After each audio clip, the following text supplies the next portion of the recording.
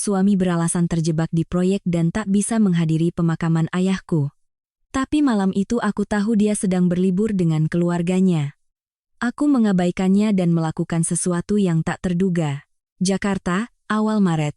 Udara terasa lembab, gerimis turun rintik-rintik sejak pagi buta. Hawa dinginnya tak lagi menusuk tulang seperti puncak musim hujan, tetapi meresap perlahan ke balik pakaian, ke dalam hati. Cukup satu hembusan angin untuk membuat seseorang merasa hampa luar biasa. Namaku Anya Larasati. Di dunia luar, orang mengenalku sebagai direktur sebuah perusahaan distributor bahan, finishing, interior, yang terbiasa bekerja dengan proyek-proyek besar dan kecil di sekitar Jakarta dan kota-kota besar lainnya di Jawa. Orang yang baru pertama kali bertemu sering menyebutku tajam, bicaranya lugas, cepat mengambil keputusan, dengan tatapan mata yang seolah selalu menimbang setiap kata yang diucapkan lawan bicara. Tapi di rumah, aku adalah orang yang berbeda. Aku adalah menantu perempuan tertua di keluarga Prakoso. Suamiku, Bima Prakoso, 4 tahun lebih tua dariku, dari luar tampak ramah dan bicaranya santun. Ibu mertuaku adalah Ibu Wulan, seorang wanita yang sangat pandai menggunakan 2 kata tata krama untuk memaksa orang lain tunduk. Adik Bima adalah Dimas, mulutnya sangat manis, setiap bertemu denganku selalu memanggil, Mbak Anya sayang Dimas, kan? Istri Dimas, Clara, usianya hampir 10 tahun lebih muda dariku, bicaranya semanis madu, setiap kali bertemu selalu berkicau riang. Di seluruh rumah ini, aku paling sayang Mbak Anya. 6 tahun menjadi menantu, aku selalu berpikir jika aku hidup dengan baik, tulus dari awal hingga akhir, maka orang akan melihat ketulusan hatiku. Aku pernah percaya bahwa keluarga adalah tempat di mana persaingan dunia luar harus ditinggalkan di depan pintu. Ayahku juga pernah mengingatkanku, hidup dengan perasaan itu benar, tapi ingat, nak, segala sesuatu harus ada batasnya.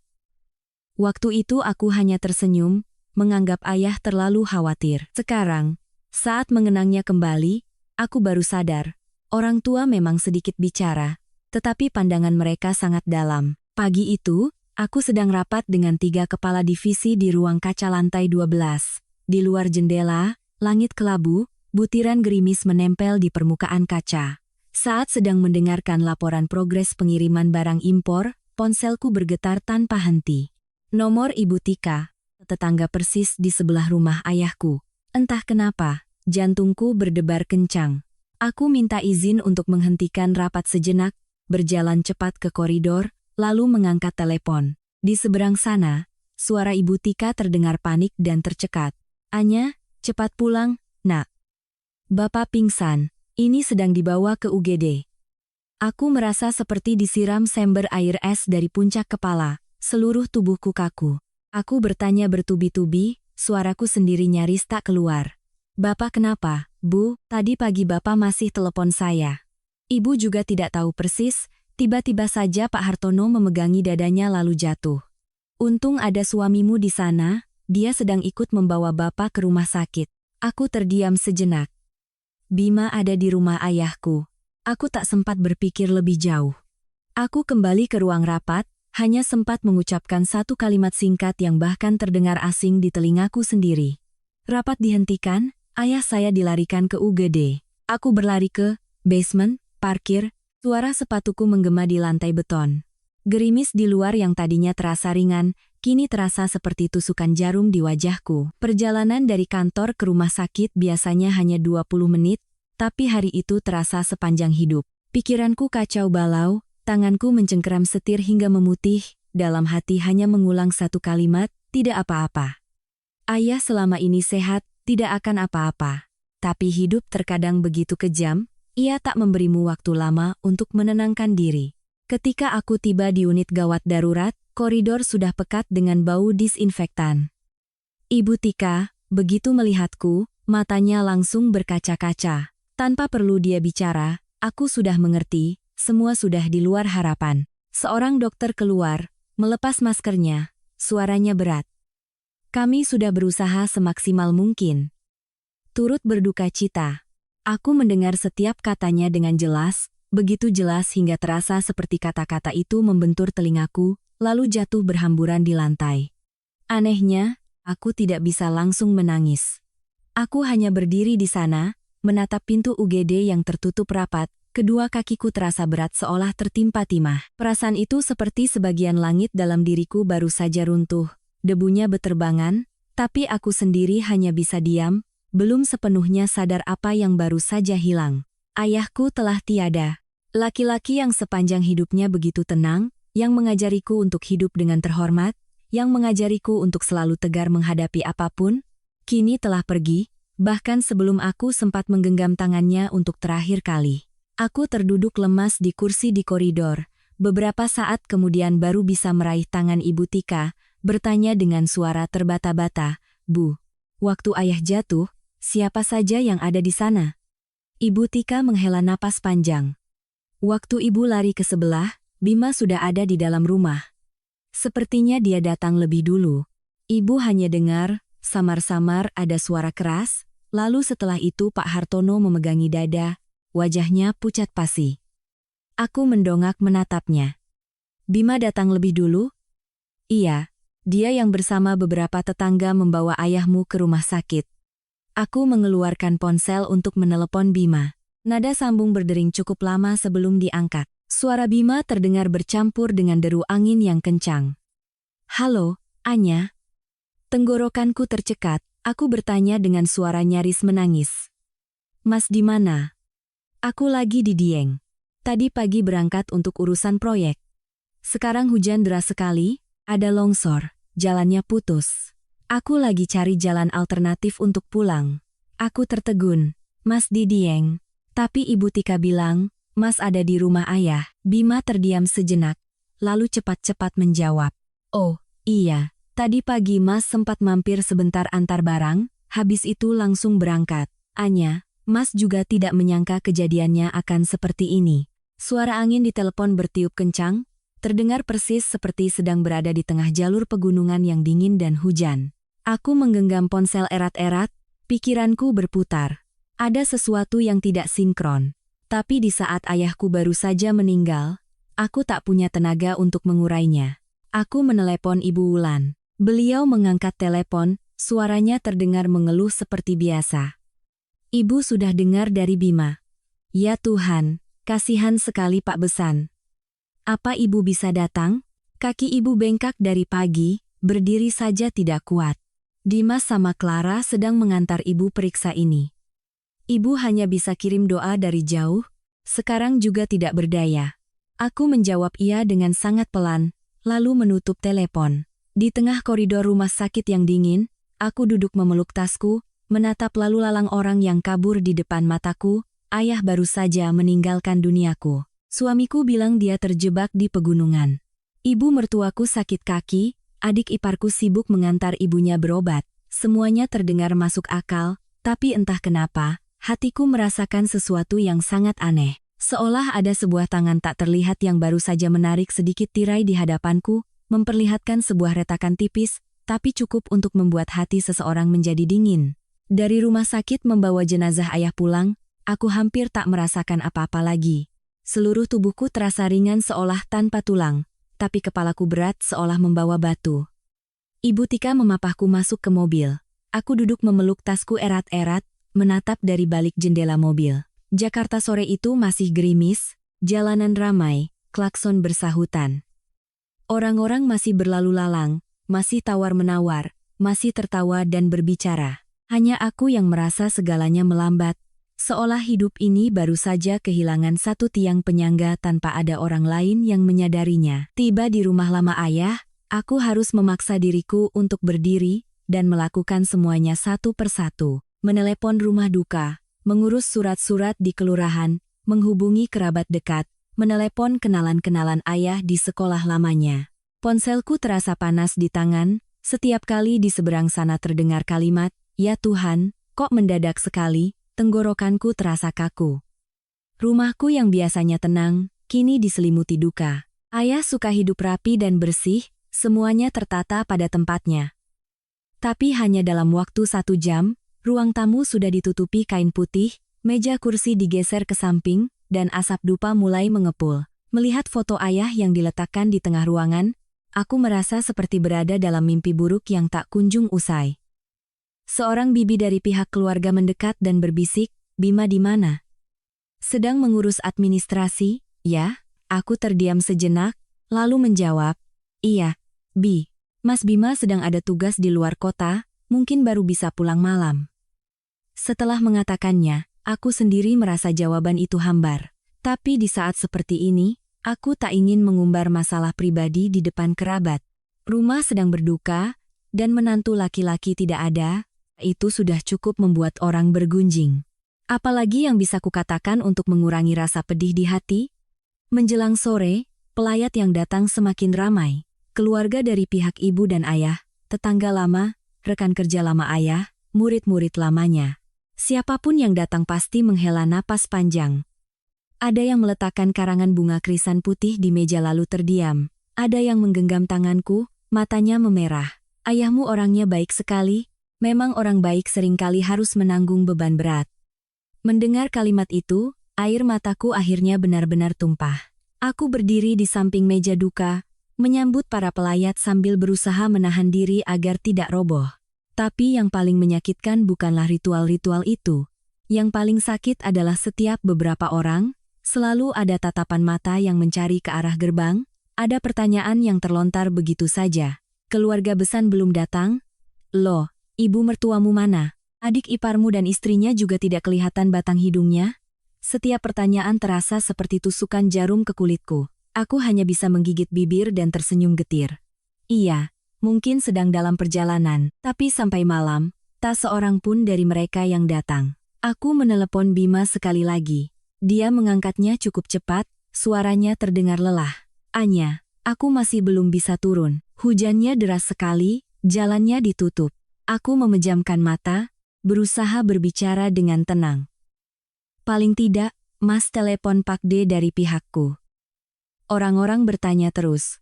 Bima terdiam beberapa detik, lalu menjawab. "Aku pusing sekali, Anya. Tolong mengerti posisiku saat ini." Mengerti. Dua kata itu masuk ke telingaku dan terasa begitu pahit. Ayahku terbaring di sana, dupa pertama bahkan belum habis terbakar, tapi suamiku memintaku untuk mengerti. Aku menutup telepon, berdiri terdiam sejenak di teras. Gerimis menampar wajahku terasa sejuk. Di halaman, beberapa pot bunga melati yang dirawat ayah sejak lebaran lalu masih menyisakan beberapa kuntum pucat. Tiba-tiba aku teringat masa kecilku. Setiap kali aku demam, ayah akan duduk di samping tempat tidurku sampai larut malam, sebentar-sebentar memegang dahiku, lalu mengganti kompres. Beliau tidak pandai mengucapkan kata-kata manis, tapi selalu ada di sana dalam diam. Dan sekarang, di hari di mana aku paling membutuhkan seseorang untuk berdiri di sisiku, orang yang menyandang status sebagai suamiku, hanya hadir melalui panggilan telepon yang terputus-putus. Sekitar pukul 8 malam, Ibu Wulan baru menelepon kembali. Suaranya masih datar, bahkan terdengar ada nada menyalahkan. "Dengar, Anya, apapun yang terjadi, kamu harus tenang dan urus semuanya dengan baik. Tidak ada seorang pun di keluarga kita yang menginginkan ini terjadi." Aku berusaha menahan diri. "Iya, Bu." Tapi kerabat bertanya terus. Mulut orang siapa yang bisa membendung? Ibu tidak bisa jalan, Dimas dan Clara juga harus mengurus banyak hal. Badan cuma satu, tidak bisa dibagi-bagi. Aku memegang telepon sambil tersenyum sinis dalam hati. Badan tidak bisa dibagi-bagi. Tapi kata-kata yang keluar dari mulutnya begitu lancar. Orang luar yang mendengar pasti akan berpikir ibu mertuaku sangat malang dan menderita. Hanya aku yang mengerti, di balik nada mengeluh itu ada sikap dingin, yang bahkan tak lagi berusaha disembunyikan. Beruntung bagiku, di saat tangan dan kakiku terasa lunglai, Reza Firmansyah datang. Dia mengenakan kemeja berwarna gelap, lengannya digulung rapi. Dia masuk, hanya menunduk sebentar di depan foto ayahku, lalu diam-diam mulai membantu. Menyiapkan teko teh tambahan, menata kembali kursi, menyambut tamu di gerbang, memeriksa daftar karangan bunga. Semua pekerjaan dilakukan Reza dengan pas, tidak pamer, tidak mencoba menonjol di depan keluargaku. Aku bertanya dengan suara serak, "Bagaimana kamu tahu dan datang ke sini?" Reza menjawab pelan, Waktu Mbak meninggalkan kantor dengan terburu-buru, saya merasa tidak enak, jadi saya menelepon Ibu Tika. Mbak urus saja almarhum Bapak, biar urusan di luar saya yang tangani. Kalimat itu membuatku nyaris menangis lagi. Terkadang, hangat atau dinginnya hati seseorang tidak terletak pada kata-kata besar yang diucapkan, melainkan pada apakah mereka hadir di saat kita hampir tumbang. Malam pertama di rumah duka, tamu mulai berkurang. Ruangan hanya menyisakan suara lantunan doa yang pelan, suara dupa terbakar, dan suara hujan yang terus-menerus jatuh di atap. Aku duduk di depan foto ayah, kepala sakit seperti dipukul-pukul, kedua bahu kaku karena sejak sore belum pernah rileks. Seorang bibi jauh duduk di sampingku, menghela napas. Nak, wanita itu diukur dari suaminya. Saat rumah ada masalah, baru kelihatan semuanya. Aku tidak menjawab, hanya menunduk merapikan lipatan kain duka di lututku. Ucapan bibi itu tidak berniat jahat, tapi tetap membuat hatiku perih. Aku pernah berpikir, jika aku hidup dengan cukup baik dan tulus, setidaknya saat musibah datang akan ada orang yang berdiri di sisiku. Ternyata, ada hal-hal yang sudah terlalu sering kutahan hingga menjadi kebiasaan. Sampai pada titik di mana orang lain menganggap pengorbanan itu sebagai hal yang wajar, aku bahkan tidak menyadarinya. Malam itu, menatap kepulan asap dupa di depan foto ayah, tiba-tiba aku merasa pernikahanku tidak lagi setenang yang selama ini kubujuk pada diriku sendiri. Pernikahan itu sudah retak sejak lama, hanya saja baru hari ini, di tengah suasana duka yang dingin ini, retakan itu terlihat begitu jelas, hingga tak mungkin lagi diabaikan. Malam di rumah duka selalu terasa lebih panjang dari malam biasa.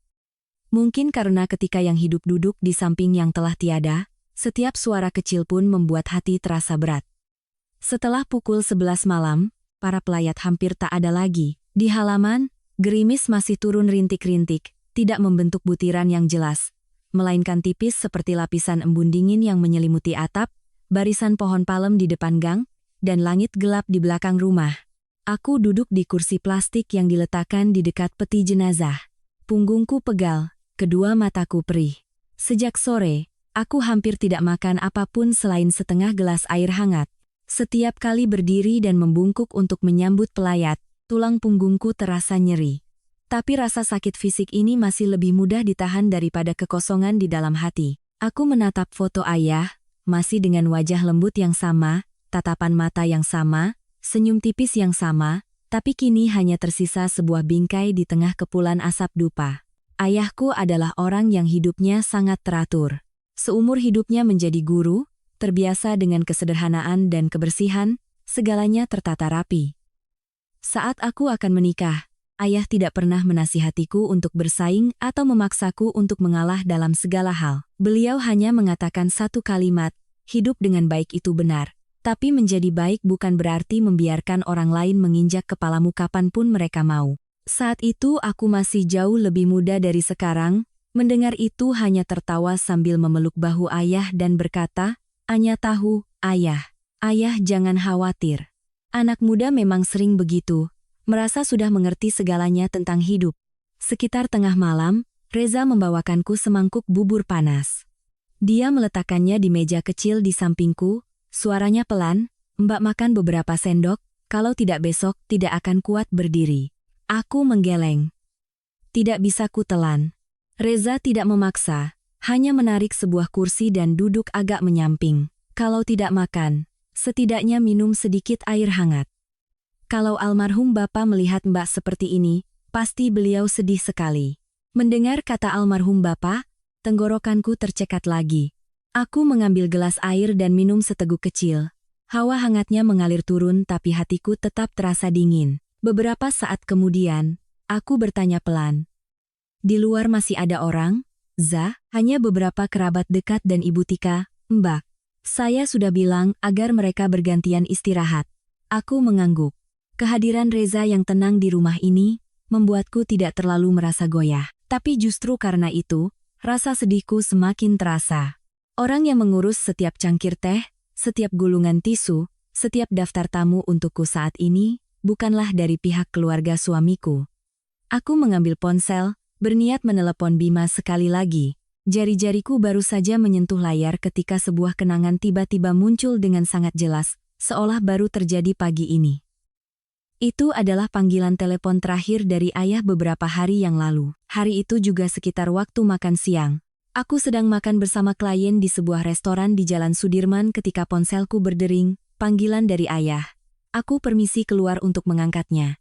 Suara beliau hari itu terdengar lebih berat dari biasanya.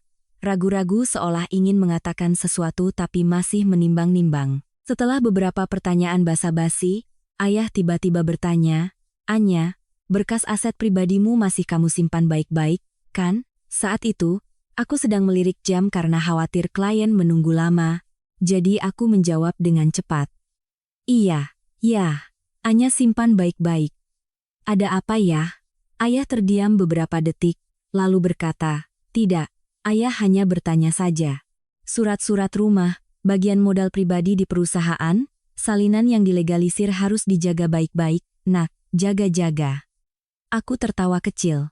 Ayah ini sudah pensiun jadi guru tapi masih teliti seperti memeriksa ulangan. "Nanti malam Anya mampir, kita ngobrol ya." "Iya," ayah bergumam. "Ya, kalau sibuk, lain hari juga tidak apa-apa." Ayah hanya mengingatkan saja.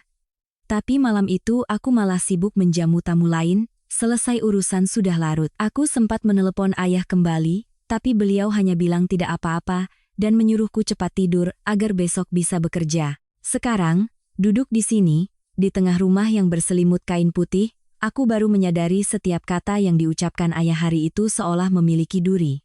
Ayah bukan orang yang suka ikut campur urusan uang jika tidak ada alasan. Beliau juga tidak akan pernah tiba-tiba mengingatkan berulang kali tentang surat-surat legal jika tidak melihat sesuatu yang aneh. Kenapa aku hanya mendengarkannya sambil lalu? Kenapa aku tidak menunda jamuan tamu malam itu untuk mampir sebentar ke rumah ayah? Aku menggenggam ponselku begitu erat hingga tanganku gemetar. Mungkinkah ayah sudah ingin memberitahuku sesuatu? Aku mendongak menatap fotonya. Di balik kepulan asap tipis, mata ayah seolah masih menatapku dengan tenang, penuh kasih sayang sekaligus peringatan. Tiba-tiba di kepalaku terlintas beberapa kali Bima pernah bertanya tentang surat-surat rumah. Kadang dia bilang, kita sebagai suami istri harus jelas soal ini agar bisa merencanakan masa depan. Kadang dia tertawa sambil berkata, "Mas cuma tanya saja, uangmu kan tidak akan Mas ambil, kenapa takut?" Saat itu aku tidak merasa ada yang perlu dikhawatirkan. Suami sendiri, bertanya tentang aset adalah hal yang biasa dilakukan banyak pasangan. Aku berpikir seperti itu, bahkan beberapa kali merasa diriku picik karena terlalu banyak berpikir. Tapi malam ini, setelah kematian ayah yang mendadak, setelah ketidakhadiran seluruh keluarga suamiku, setelah ucapan tetangga yang mengatakan, "Bima ada di sini sebelum ayah jatuh sakit," semua hal itu tiba-tiba tidak lagi terasa biasa. Aku meletakkan ponselku. Kedua tanganku yang dingin menangkup di atas lutut. Di teras, suara gerimis masih jatuh dengan tenang. Di dalam rumah, aroma dupa bercampur dengan wangi bunga krisan putih membuat hati semakin pedih. Tiba-tiba aku menyadari sesuatu yang sangat menyakitkan. Ada keresahan yang tidak datang dengan riuh seperti badai. Ia datang melalui detail-detail kecil, begitu kecil hingga di saat tenang kita mudah mengabaikannya. Tapi ketika musibah terjadi, detail-detail itu muncul dengan sangat jelas, seperti jahitan pada luka yang baru saja robek. Aku menunduk di depan foto ayah, bibirku bergerak tanpa suara. "Ayah, jika memang ada sesuatu, Anya pasti akan mencarinya sampai tuntas." Lalu aku duduk terdiam sangat lama, tidak menangis lagi. Hanya merasakan di dalam hatiku, di bawah rasa duka seorang anak yang baru kehilangan ayahnya, ada sebuah duri lain yang perlahan menusuk semakin dalam, membuatku tidak bisa lagi percaya bahwa segalanya masih sesederhana dulu. Aku masih duduk di kursi dekat peti jenazah, punggung bersandar ringan ke dinding, mata menatap kosong pada kepulan asap dupa yang melayang di depan foto ayah.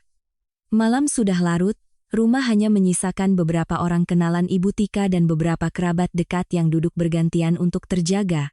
Suara lantunan doa yang terdengar sayup-sayup, suara gerimis yang mengetuk atap, semuanya bercampur menjadi satu harmoni tipis yang semakin lama membuat hati semakin hampa.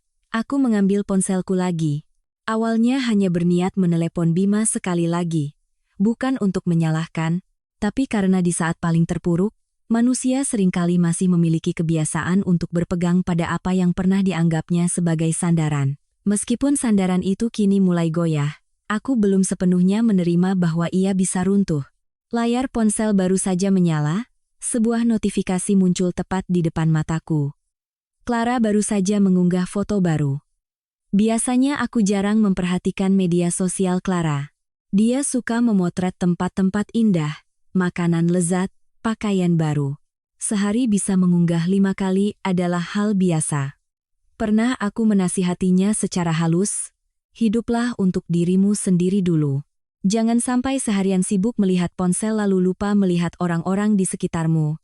Clara saat itu hanya tersenyum manis. Aku cuma buat seru-seruan saja kok, Mbak. Hidup ini singkat, kalau tidak dinikmati kan sayang. Entah kenapa, tepat malam itu, tanganku begitu cepat menekan notifikasi itu.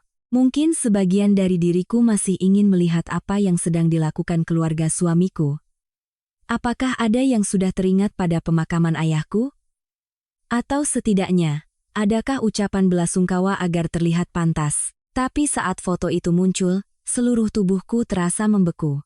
Di layar, sebuah meja penuh dengan hidangan, seafood, yang ditata mewah, berkilauan di bawah cahaya lampu kuning. Di tengah meja, Ibu Wulan mengenakan gaun sutra bermotif bunga ungu, tangannya memegang segelas jus, tersenyum begitu lebar, hingga matanya menyipit. Di sebelah kanannya adalah Bima, wajahnya kemerahan, rambutnya disisir rapi, sedang mencondongkan tubuh mendengarkan sesuatu yang dikatakan Dimas, bibirnya sedikit terangkat seolah baru saja tertawa lepas. Dimas duduk di samping kakaknya, tangannya memegang capit kepiting, gayanya ceria. Dan Clara, tak perlu ditanya lagi, riasan wajahnya lengkap, bahunya terbalut selendang tipis, satu tangan menopang dagu, satu tangan mengangkat gelas, berpose seperti biasanya. Di belakang mereka adalah pemandangan pantai malam hari, di kejauhan terlihat barisan pohon kelapa dan lampu-lampu dari sebuah resor. Sudut fotonya bagus, cahayanya bagus. Orang-orang di dalamnya juga tampak begitu ceria hingga tak ada yang akan salah mengira itu adalah perjalanan untuk berobat, apalagi perjalanan tergesa-gesa karena ada keluarga yang berduka. Aku menatap lekat-lekat, jantungku berdetak sangat pelan tapi kuat. Di bawah foto itu, Clara menulis sebuah status singkat, liburan keluarga sejenak, semoga semua urusan lancar dan damai kembali. Tepat di bawahnya, ada lokasi, check-in, Uluwatu, Bali. Aku terus menatap tulisan itu seolah aku tak lagi mengerti bahasa Indonesia. Bali. Bukan Dieng, bukan rumah sakit, bukan penginapan di pinggir jalan untuk berteduh dari hujan. Bali. Aku menggeser ke foto kedua. Seluruh keluarga berdiri di depan lobi resor, di belakang mereka kolam renang biru jernih. Foto ketiga, Bima sedang memegang sepiring kepiting rebus, bersulang dengan Dimas. Ibu Wulan tertawa riang, sementara Clara tersenyum simpul, seolah sedang menikmati perjalanan yang sempurna. Di sudut kanan bawah foto, tertera waktu unggahan, lebih dari 30 menit yang lalu. Lebih dari 30 menit yang lalu, adalah saat aku baru saja berlutut di depan peti jenazah ayah, mengenakan kain duka pertama. Hawa dingin menjalari tulang punggungku. Saat itu, aku tak lagi merasa lelah, tak lagi mengantuk. Seluruh tubuhku seperti disiram sember air es, dari ujung jari hingga pelipis terasa kebas. Aku memperbesar foto pertama. Gaun yang dikenakan Ibu Wulan adalah gaun yang kubelikan untuknya seminggu yang lalu sebagai hadiah ulang tahun. Saat kuberikan, beliau berpura-pura menolak. Sudahlah, ibu sudah tua, buat apa pakai baju bagus-bagus, buang-buang uang saja, tapi tangannya tak henti mengelus kain gaun itu. Matanya lebih berbinar daripada saat melihat wajah anak cucunya. Aku beralih ke meja makan. Di atas meja ada sebotol anggur merah, leher botolnya terbungkus kertas perak keemasan. Jantungku berdebar lebih kencang. Aku mengenali botol itu. Itu adalah botol anggur yang diminta Bima dari lemari minuman di rumahku 3 hari yang lalu. Saat itu dia berkata, ada klien dari Surabaya bawain oleh-oleh. Mas bawa anggur ini untuk jamu mereka biar lebih sopan. Aku bahkan masih tertawa dan berkata, ambil saja mas. Di rumah juga cuma berdebu. Ternyata bukan untuk menjamu klien. Ternyata untuk dibawa berlibur. Aku meletakkan ponselku di pangkuan, kedua tanganku dingin membeku. Di rumah duka, suara ketukan doa masih terdengar teratur. Seseorang bergerak di kursi plastik, menimbulkan suara pelan. Asap dupa masih mengepul, foto ayahku masih di sana. Segalanya di sekitarku masih sama, hanya hatiku yang baru saja dirobek oleh tangan tak terlihat. Aku tidak bisa mengerti, atau lebih tepatnya, aku tidak mau mengerti. Di saat aku mengenakan kain duka untuk ayahku, berdiri sendirian di tengah kerabat, sendirian menahan pertanyaan, sendirian menelan rasa malu karena keluarga besan tidak hadir, seluruh keluarga suamiku sedang makan seafood di Bali. Bukan karena terjebak longsor, bukan karena kaki sakit tidak bisa berjalan, bukan karena sibuk berobat. Mereka sengaja pergi, mereka pergi bersama. Dan bahkan dengan ceria mengunggah foto seolah tidak ada apapun yang terjadi. Tiba-tiba aku teringat suara Ibu Wulan di telepon beberapa jam yang lalu. Badan cuma satu, tidak bisa dibagi-bagi. Aku teringat suara Bima di telepon sore tadi. Aku lagi di Dieng, jalannya longsor. Setiap kata, setiap kalimat, tiba-tiba terdengar begitu palsu hingga mengerikan. Orang bilang, rasa sakit terbesar adalah dikhianati saat kita berada di titik terlemah. Benar sekali, jika ini hari biasa, mungkin aku masih punya kekuatan untuk marah, untuk menelepon, untuk melemparkan pertanyaan langsung ke wajah mereka masing-masing. Tapi malam itu, duduk di samping peti jenazah ayah, aku hanya merasakan sesuatu yang berbeda. Bukan amarah yang membara, melainkan rasa dingin. Dingin hingga seluruh pembuluh darah di tubuhku terasa membeku.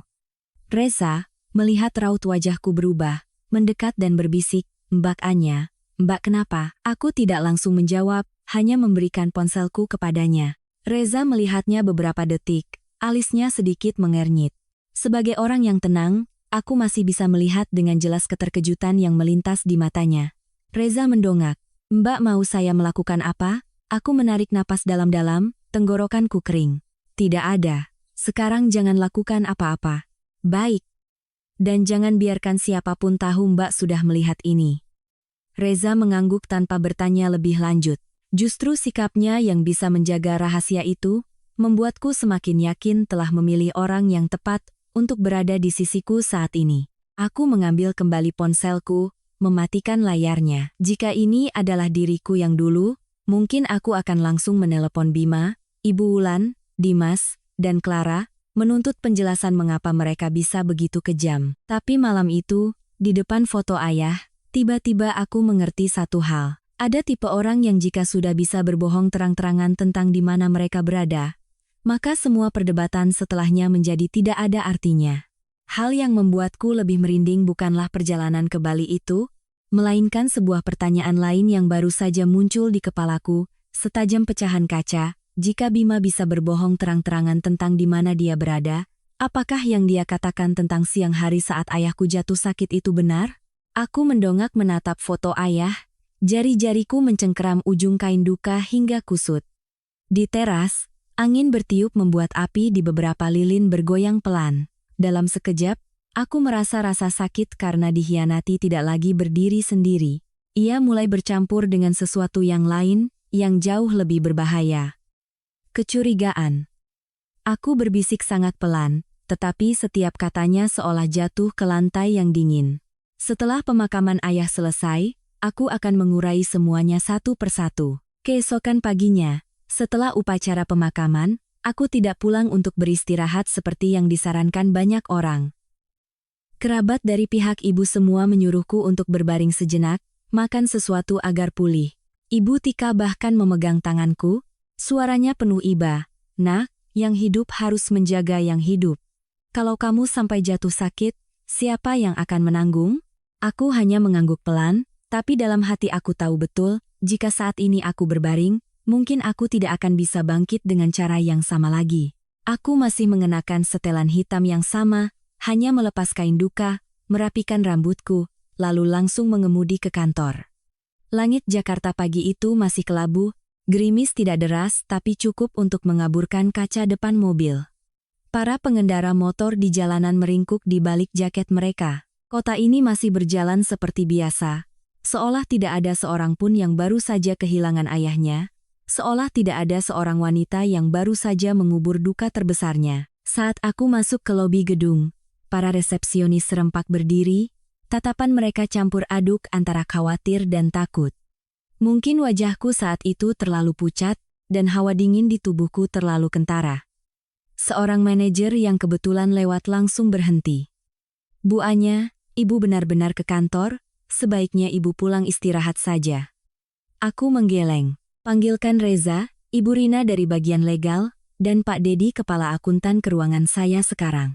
Suaraku tidak tinggi, tapi cukup untuk membuat seluruh lobi hening. Aku tahu semua orang menatapku, bukan karena penasaran, tapi karena mereka merasakan sesuatu yang besar akan terjadi.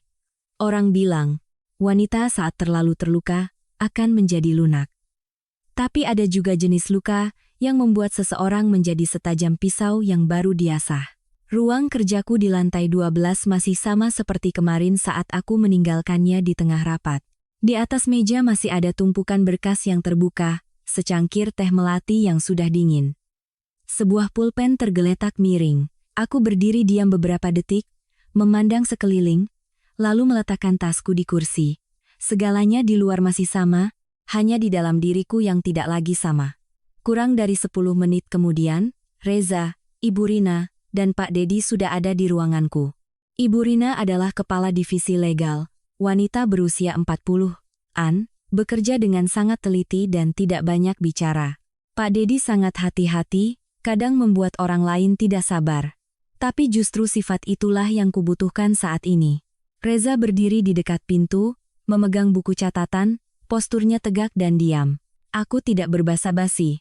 "Saya minta periksa ulang seluruh berkas kerja sama dengan PT Jaya Mandiri." Pak Dedi langsung mengangkat kepala. "Perusahaan adiknya Pak Bima, Bu?" "Benar." Ibu Rina menatapku sejenak, lalu bertanya, "Seberapa detail yang Ibu butuhkan?" "Semuanya.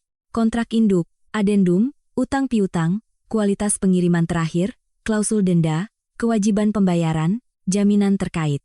Jangan sampai ada satu baris pun yang terlewat." Tidak ada yang bertanya mengapa lagi. Orang yang sudah lama bekerja denganku tahu, saat aku bilang jangan ada satu baris pun yang terlewat, artinya masalah ini sudah bukan lagi sekadar kecurigaan. Aku beralih ke Reza, "Kamu bantu saya beberapa hal." "Baik, Bu. Pertama, cari rekaman CCTV di sekitar rumah ayah saya. Terutama rumah seberang, ujung gang, toko terdekat. Dimanapun yang bisa merekam kejadian siang kemarin, coba minta rekamannya." Reza mencatat dengan cepat. "Kedua, temui lagi Ibu Tika dan beberapa tetangga yang ada di sana saat ayah saya jatuh. Tanyakan detail waktunya, tanyakan apakah sebelumnya mereka mendengar sesuatu." "Baik, Bu." Ketiga, aku berhenti sejenak, merasakan tenggorokanku tercekat, lalu memaksakan diri untuk melanjutkan. "Saya ingat ayah pernah menyimpan satu set dokumen cadangan untuk saya. Sore ini temani saya ke sana, kita cari dokumen itu." Ibu Rina mengangkat kepala dari tumpukan kertas, tatapannya sudah berbeda.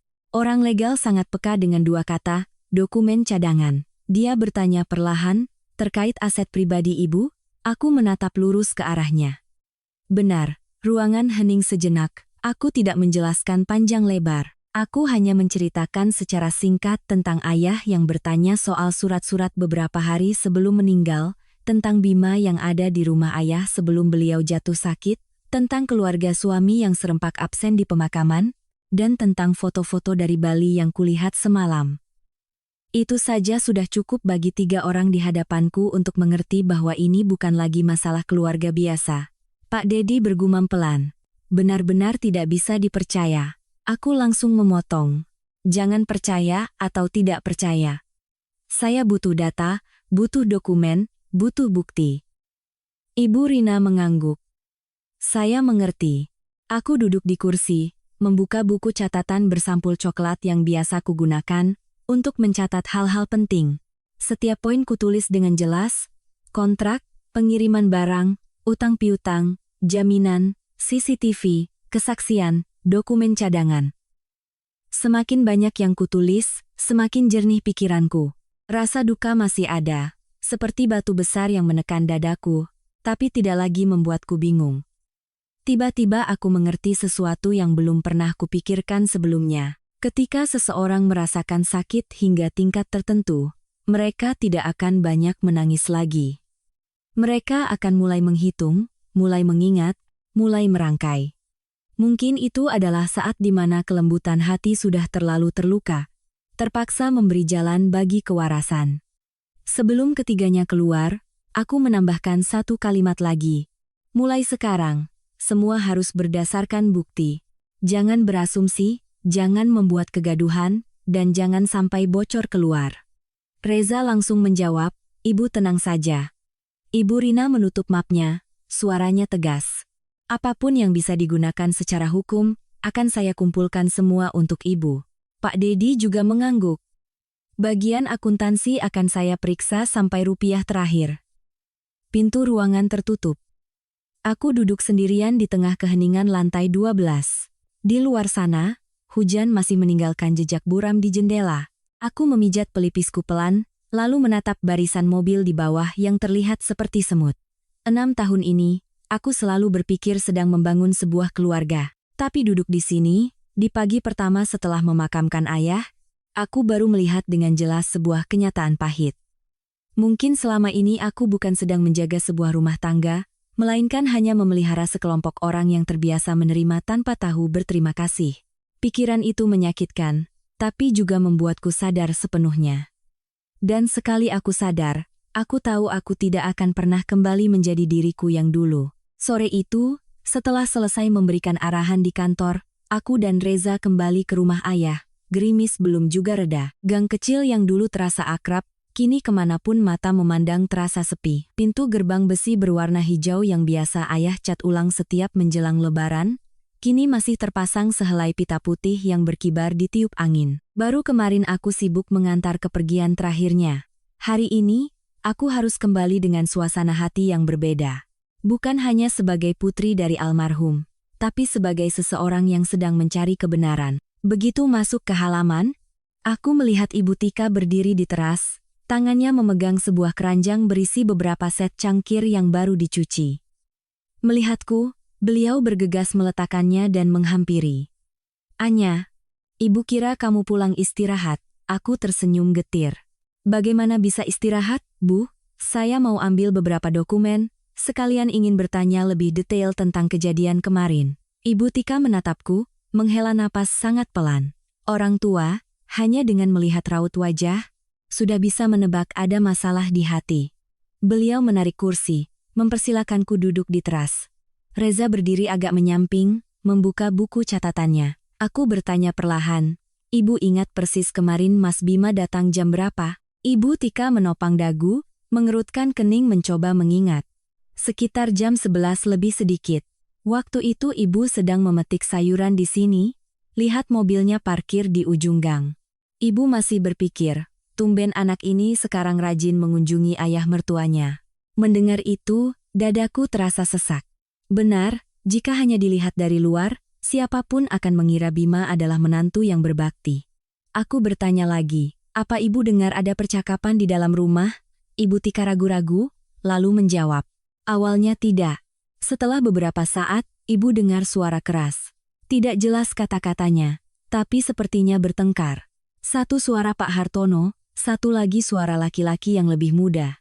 Lalu hening beberapa menit, kemudian Ibu dengar suara, praang.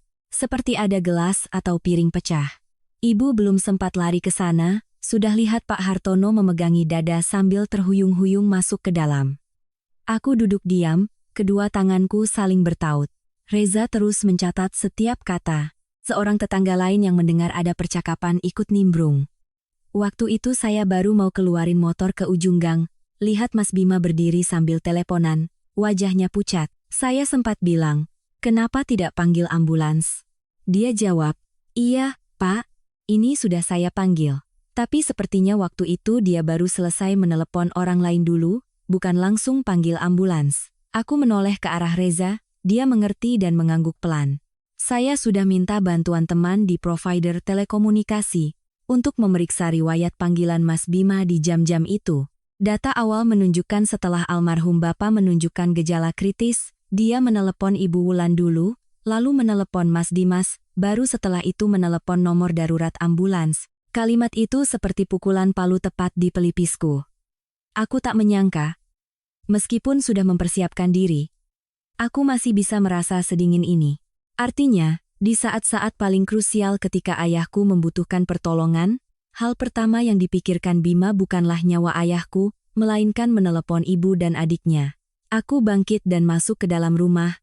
Ruang tamu yang akrab masih menyisakan bau kayu tua dan aroma teh kering yang biasa diseduh ayah.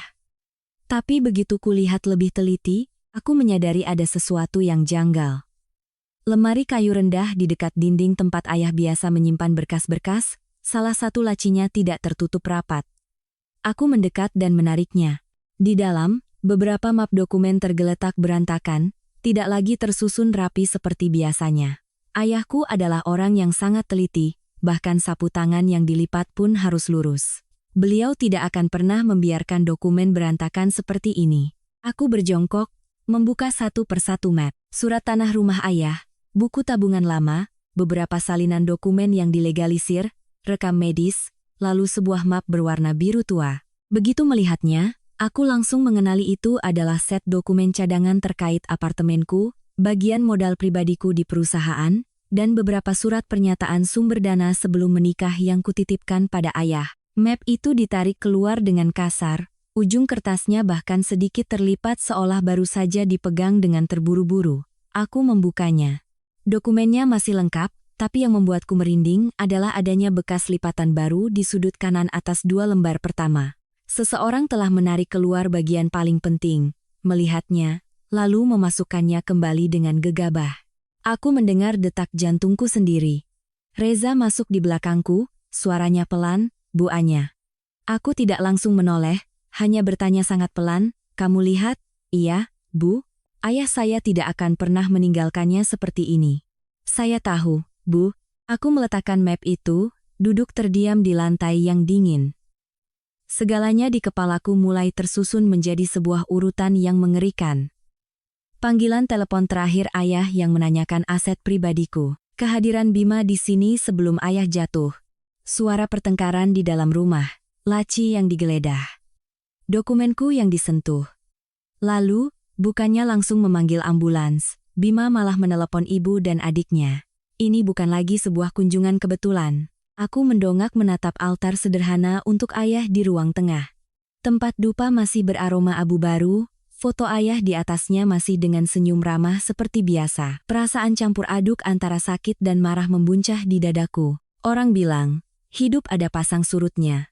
Tapi aku tak pernah menyangka suatu hari akan berdiri di rumah ayahku sendiri, untuk melacak sebuah perbuatan kotor yang melibatkan suamiku. Aku bertumpu pada tangan untuk berdiri, suaraku serak. "Reza, mulai sekarang, catat semuanya dengan sangat detail. Jam berapa, siapa bilang apa, rekaman CCTV mana, kesaksian siapa. Jangan ada yang terlewat." Reza menutup buku catatannya, menjawab dengan tegas, "Baik, Bu. Ibu tenang saja." Aku menatap kembali laci yang terbuka, menatap map yang berantakan itu sekali lagi. Sampai di titik ini, aku tidak bisa lagi membohongi diriku sendiri. Masalah ini sudah melampaui batas pertengkaran keluarga biasa.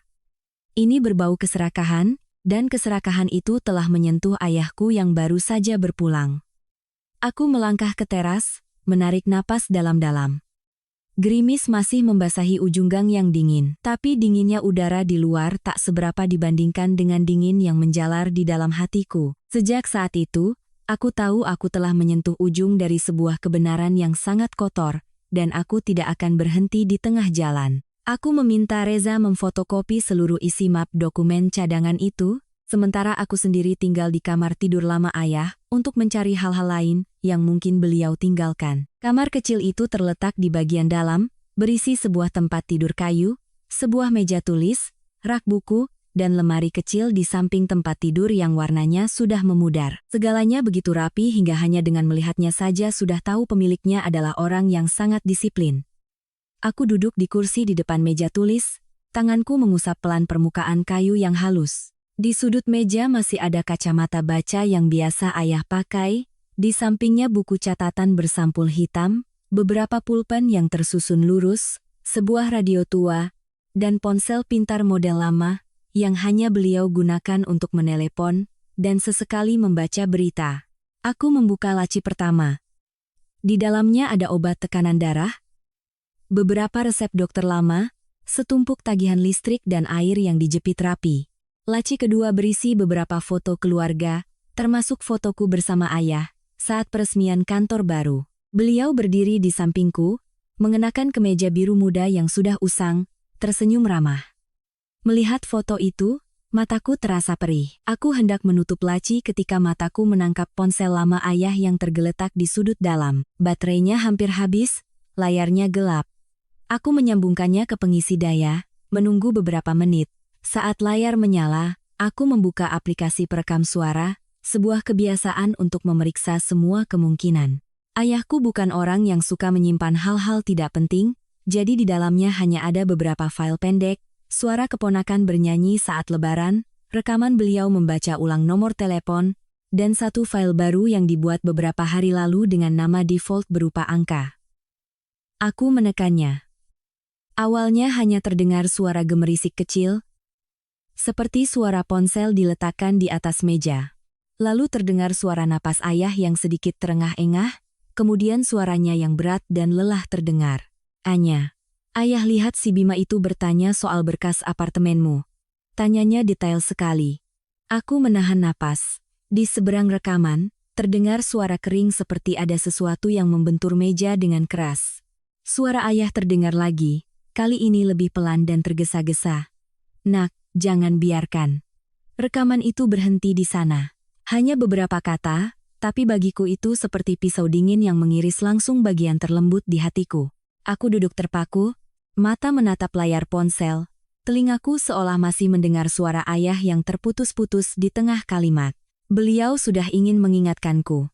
Beliau sudah melihat ada yang tidak beres, beliau ingin melindungiku. Sayangnya, aku terlambat menyadarinya. Reza baru saja masuk, melihat raut wajahku yang aneh, dia berhenti. Bu Anya, ada apa Bu? Aku tidak bisa langsung bicara. Butuh beberapa detik sebelum aku bisa memberikan ponsel itu kepadanya. Reza mendengarkannya, wajahnya yang biasanya tenang kini tampak tegang. Almarhum Bapak merekam ini sebelum kejadian? Aku mengangguk, tenggorokanku tercekat. Mungkin ayah saya punya firasat, atau setidaknya beliau tahu Bima sedang mengincar aset pribadi saya. Aku bersandar di kursi, memejamkan mata sejenak. Ingatan tiba-tiba menyerbu. Aku teringat lebih dari setahun yang lalu, Bima pernah duduk di meja makan sambil bertanya dengan sangat santai, apartemen yang atas namamu itu kan sebelum kita menikah. Kalau sekarang kita mau restrukturisasi aset untuk pinjam modal, rumit tidak ya? Aku saat itu mengira suamiku peduli dengan bisnis, jadi ku jawab seadanya. Lalu ada masanya dia bertanya tentang porsi modal pribadiku di perusahaan, bertanya kenapa ayah menyimpan salinan cadangan, bertanya apakah uang yang kuinvestasikan itu sebelum atau sesudah menikah. Setiap kali melihatku ragu, Bima selalu tertawa. Mas cuma tanya biar tahu saja. Suami istri masa ada rahasia? Benar, mulut manis memang tidak perlu modal. Cukup beberapa kata lembut, orang akan merasa dirinya picik jika tidak menjawab. Dulu aku berpikir begitu. Dulu aku menganggap pertanyaan suami tentang surat-surat adalah hal yang wajar. Sekarang, melihat kembali, aku baru sadar pertanyaan-pertanyaan itu tidak pernah kebetulan. Itu adalah langkah-langkah penjajakan, perlahan tapi bertujuan. Aku memutar ulang rekaman itu, sampai pada kalimat, "Nak, jangan biarkan." Jariku gemetar dan harus segera mematikannya. Aku tidak punya keberanian untuk terus mendengarkan keheningan setelahnya. Ada keheningan yang lebih menyakitkan dari tangisan, karena di dalamnya terkandung sebuah pesan yang tak tuntas, sebuah perlindungan yang tak sempat diselesaikan dari seorang ayah untuk putrinya. Aku mendongak menatap altar ayah di luar. Asap dupa masih mengepul tipis. Tiba-tiba aku teringat sebuah pepatah yang sering diucapkan nenekku dulu. Serakah itu membawa celaka. Waktu kecil mendengarnya hanya kuanggap nasihat biasa.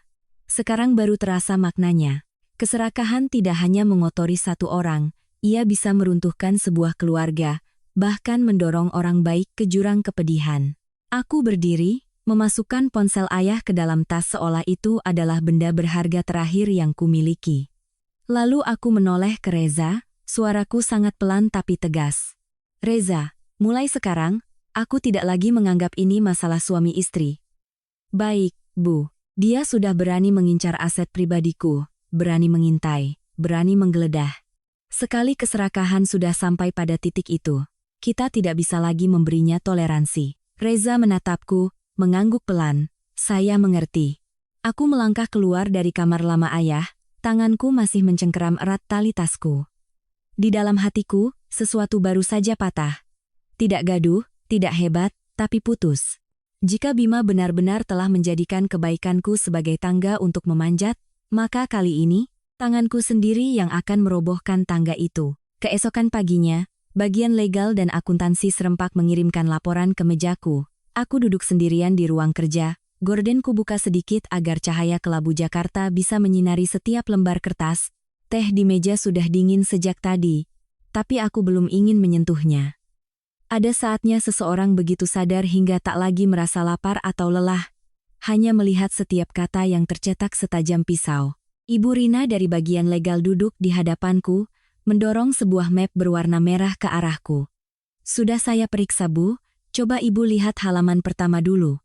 Aku membukanya, tepat di baris kesimpulan teknis, mataku berhenti sangat lama. Batch keramik ukuran 80x80 dari PT Jaya Mandiri tidak memenuhi standar kelengkungan dan daya serap air sesuai komitmen kontrak. Aku mendongak. Yakin? Ibu Rina menjawab singkat. Berita acara pengujian independen ada, ditandatangani 3 pihak. Tidak bisa dibantah. Pak Dedi, Kepala Akuntan, menyambung. Pembayaran tahap kedua sedang saya tahan sesuai prosedur karena barang belum lolos inspeksi. Pihak mereka sudah mendesak terus beberapa hari ini. Aku membalik halaman, melihat kontrak induk dengan perusahaan Dimas senilai 24,8 miliar rupiah. Adendum pengiriman, klausul denda pelanggaran, kewajiban ganti rugi. Semuanya tertulis jelas dan dingin. Di bawahnya lagi, ada rekapitulasi semua bantuan yang pernah kuberikan pada keluarga suamiku selama 6 tahun. Semakin kulihat, semakin terasa pahit di tenggorokanku. Toko bahan bangunan Bima yang dulu bisa buka adalah berkat modal 2,4 miliar dariku. Perusahaan Dimas saat didirikan, aku juga yang menopang pengiriman pertama dan menandatangani kontrak induk, agar dia punya sesuatu untuk dipamerkan ke klien lain. Mobil Lexus yang biasa dipakai Clara untuk kondangan, ke spa, dan check-in, di mana-mana, sebenarnya atas nama perusahaanku. Hanya kupinjamkan untuk memudahkan koneksi dengan klien. Belum lagi, 2 pinjaman bank atas nama Bima dan Dimas. Keduanya ada tanda tangan jaminan pribadiku. Aku tertawa, tapi suara tawaku setipis kertas. Benar-benar seperti memelihara ular di dalam baju. Pak Dedi duduk diam, Ibu Rina juga tidak menyela. Ada hal-hal yang sebaiknya dibiarkan orang yang bersangkutan mengatakannya sendiri agar terasa pedihnya. Reza mengetuk pintu lalu masuk, meletakkan setumpuk dokumen lagi. Pihak kami baru berhasil memastikan jumlah utang luar Mas Dimas. Ada indikasi dia sedang mengalami krisis arus kas yang parah. Aku menatapnya. Seberapa parah? Selain utang bank, dia juga pinjam uang di luar lebih dari 3 miliar. Jika kontrak ini dihentikan, perusahaannya hampir pasti kolaps. Aku bersandar di kursi, jariku mengetuk pelan permukaan meja. Sampai di sini, semuanya menjadi jelas. Bima mengincar surat-surat aset pribadiku, ayahku menghalanginya, mereka bertengkar. Lalu disusul panggilan telepon panik ke ibu dan adiknya. Mengapa? Karena Dimas terlilit utang, karena mereka butuh lebih banyak uang dariku. Karena bagi mereka, aku bukan istri, bukan kakak ipar, apalagi menantu. Aku hanyalah sebuah pelampung uang yang bisa bernapas. Aku menutup map. Buatkan surat pemutusan kontrak. Pak Dedi mengira salah dengar, langsung bertanya. Diberhentikan total, Bu? Total. Berdasarkan pelanggaran kualitas, tahan pembayaran, terapkan klausul denda, dan minta penarikan kembali barang yang cacat. Ibu Rina menatapku sejenak, lalu mengangguk tegas. Saya siapkan segera. Aku beralih ke Reza. Bagian umum, siapkan surat penarikan mobil. Sore ini temui Clara, ambil kembali Lexus itu untuk saya. Reza menjawab tanpa jeda. Baik, Bu. Satu lagi, hubungi pihak bank. Saya mencabut seluruh komitmen jaminan pribadi untuk pinjaman atas nama Bima dan Dimas. Lakukan sesuai prosedur, Jangan sampai mereka bisa beralasan ini karena sentimen pribadi. Saya mengerti. Setelah perintah-perintah itu keluar, aku tidak langsung merasa lega. Sebaliknya, hatiku terasa semakin tegang. Bagaimanapun, mereka adalah keluarga suamiku. Orang-orang yang pernah kuberikan tenaga, uang, bahkan harga diri untuk kuinjakkan lebih tinggi. Tapi ada satu kebenaran yang tak bisa kusangkal lagi. Semakin aku mengalah, semakin mereka menekan. Semakin aku memberi, semakin mereka mengira aku berutang pada mereka. Benar kata pepatah, cacing pun akan menggeliat jika diinjak. Hanya saja aku terlalu lama menggeliat, sehingga mereka terbiasa menginjak kepalaku. Aku berdiri dan mendekati jendela kaca. Di bawah sana, lalu lintas padat seperti benang kusut. Setiap orang sibuk dengan urusannya masing-masing. Tak ada yang tahu, di lantai 12 ini, ada seorang wanita yang baru saja memutuskan untuk menarik kembali seluruh masa lalu yang telah ia serahkan pada orang yang salah. Tiba-tiba hatiku terasa aneh. Tidak lagi panas membara seperti saat melihat foto di Bali, tidak juga sesak seperti saat mendengar rekaman suara ayah. Hatiku dingin tapi bersih, seperti setelah berhari-hari hujan lebat, akhirnya ada yang membuka jendela lebar-lebar agar udara lembab bisa keluar. Para hadirin sekalian, mendengar sampai di sini pasti sudah mengerti. Ada uang yang saat diberikan dengan ketulusan akan menjadi sangat berharga. Tapi begitu dianggap sebagai kewajiban yang harus disetor, jika kita terus diam, hanya akan membuat kejahatan semakin besar. Jika Anda berada di posisi saya, akankah Anda memilih untuk diam demi menjaga keharmonisan rumah tangga, atau bertindak tegas untuk menjaga kehormatan dan keadilan? Silakan tinggalkan komentar di bawah. Dan jangan lupa dengarkan sampai akhir. Karena ada hal-hal yang dikira sudah sangat buruk, ternyata di baliknya ada sesuatu yang membuatku lebih merinding lagi. Sesuai dugaanku, siang menjelang sore, ponselku bergetar tanpa henti. Dimas menelepon lebih dulu.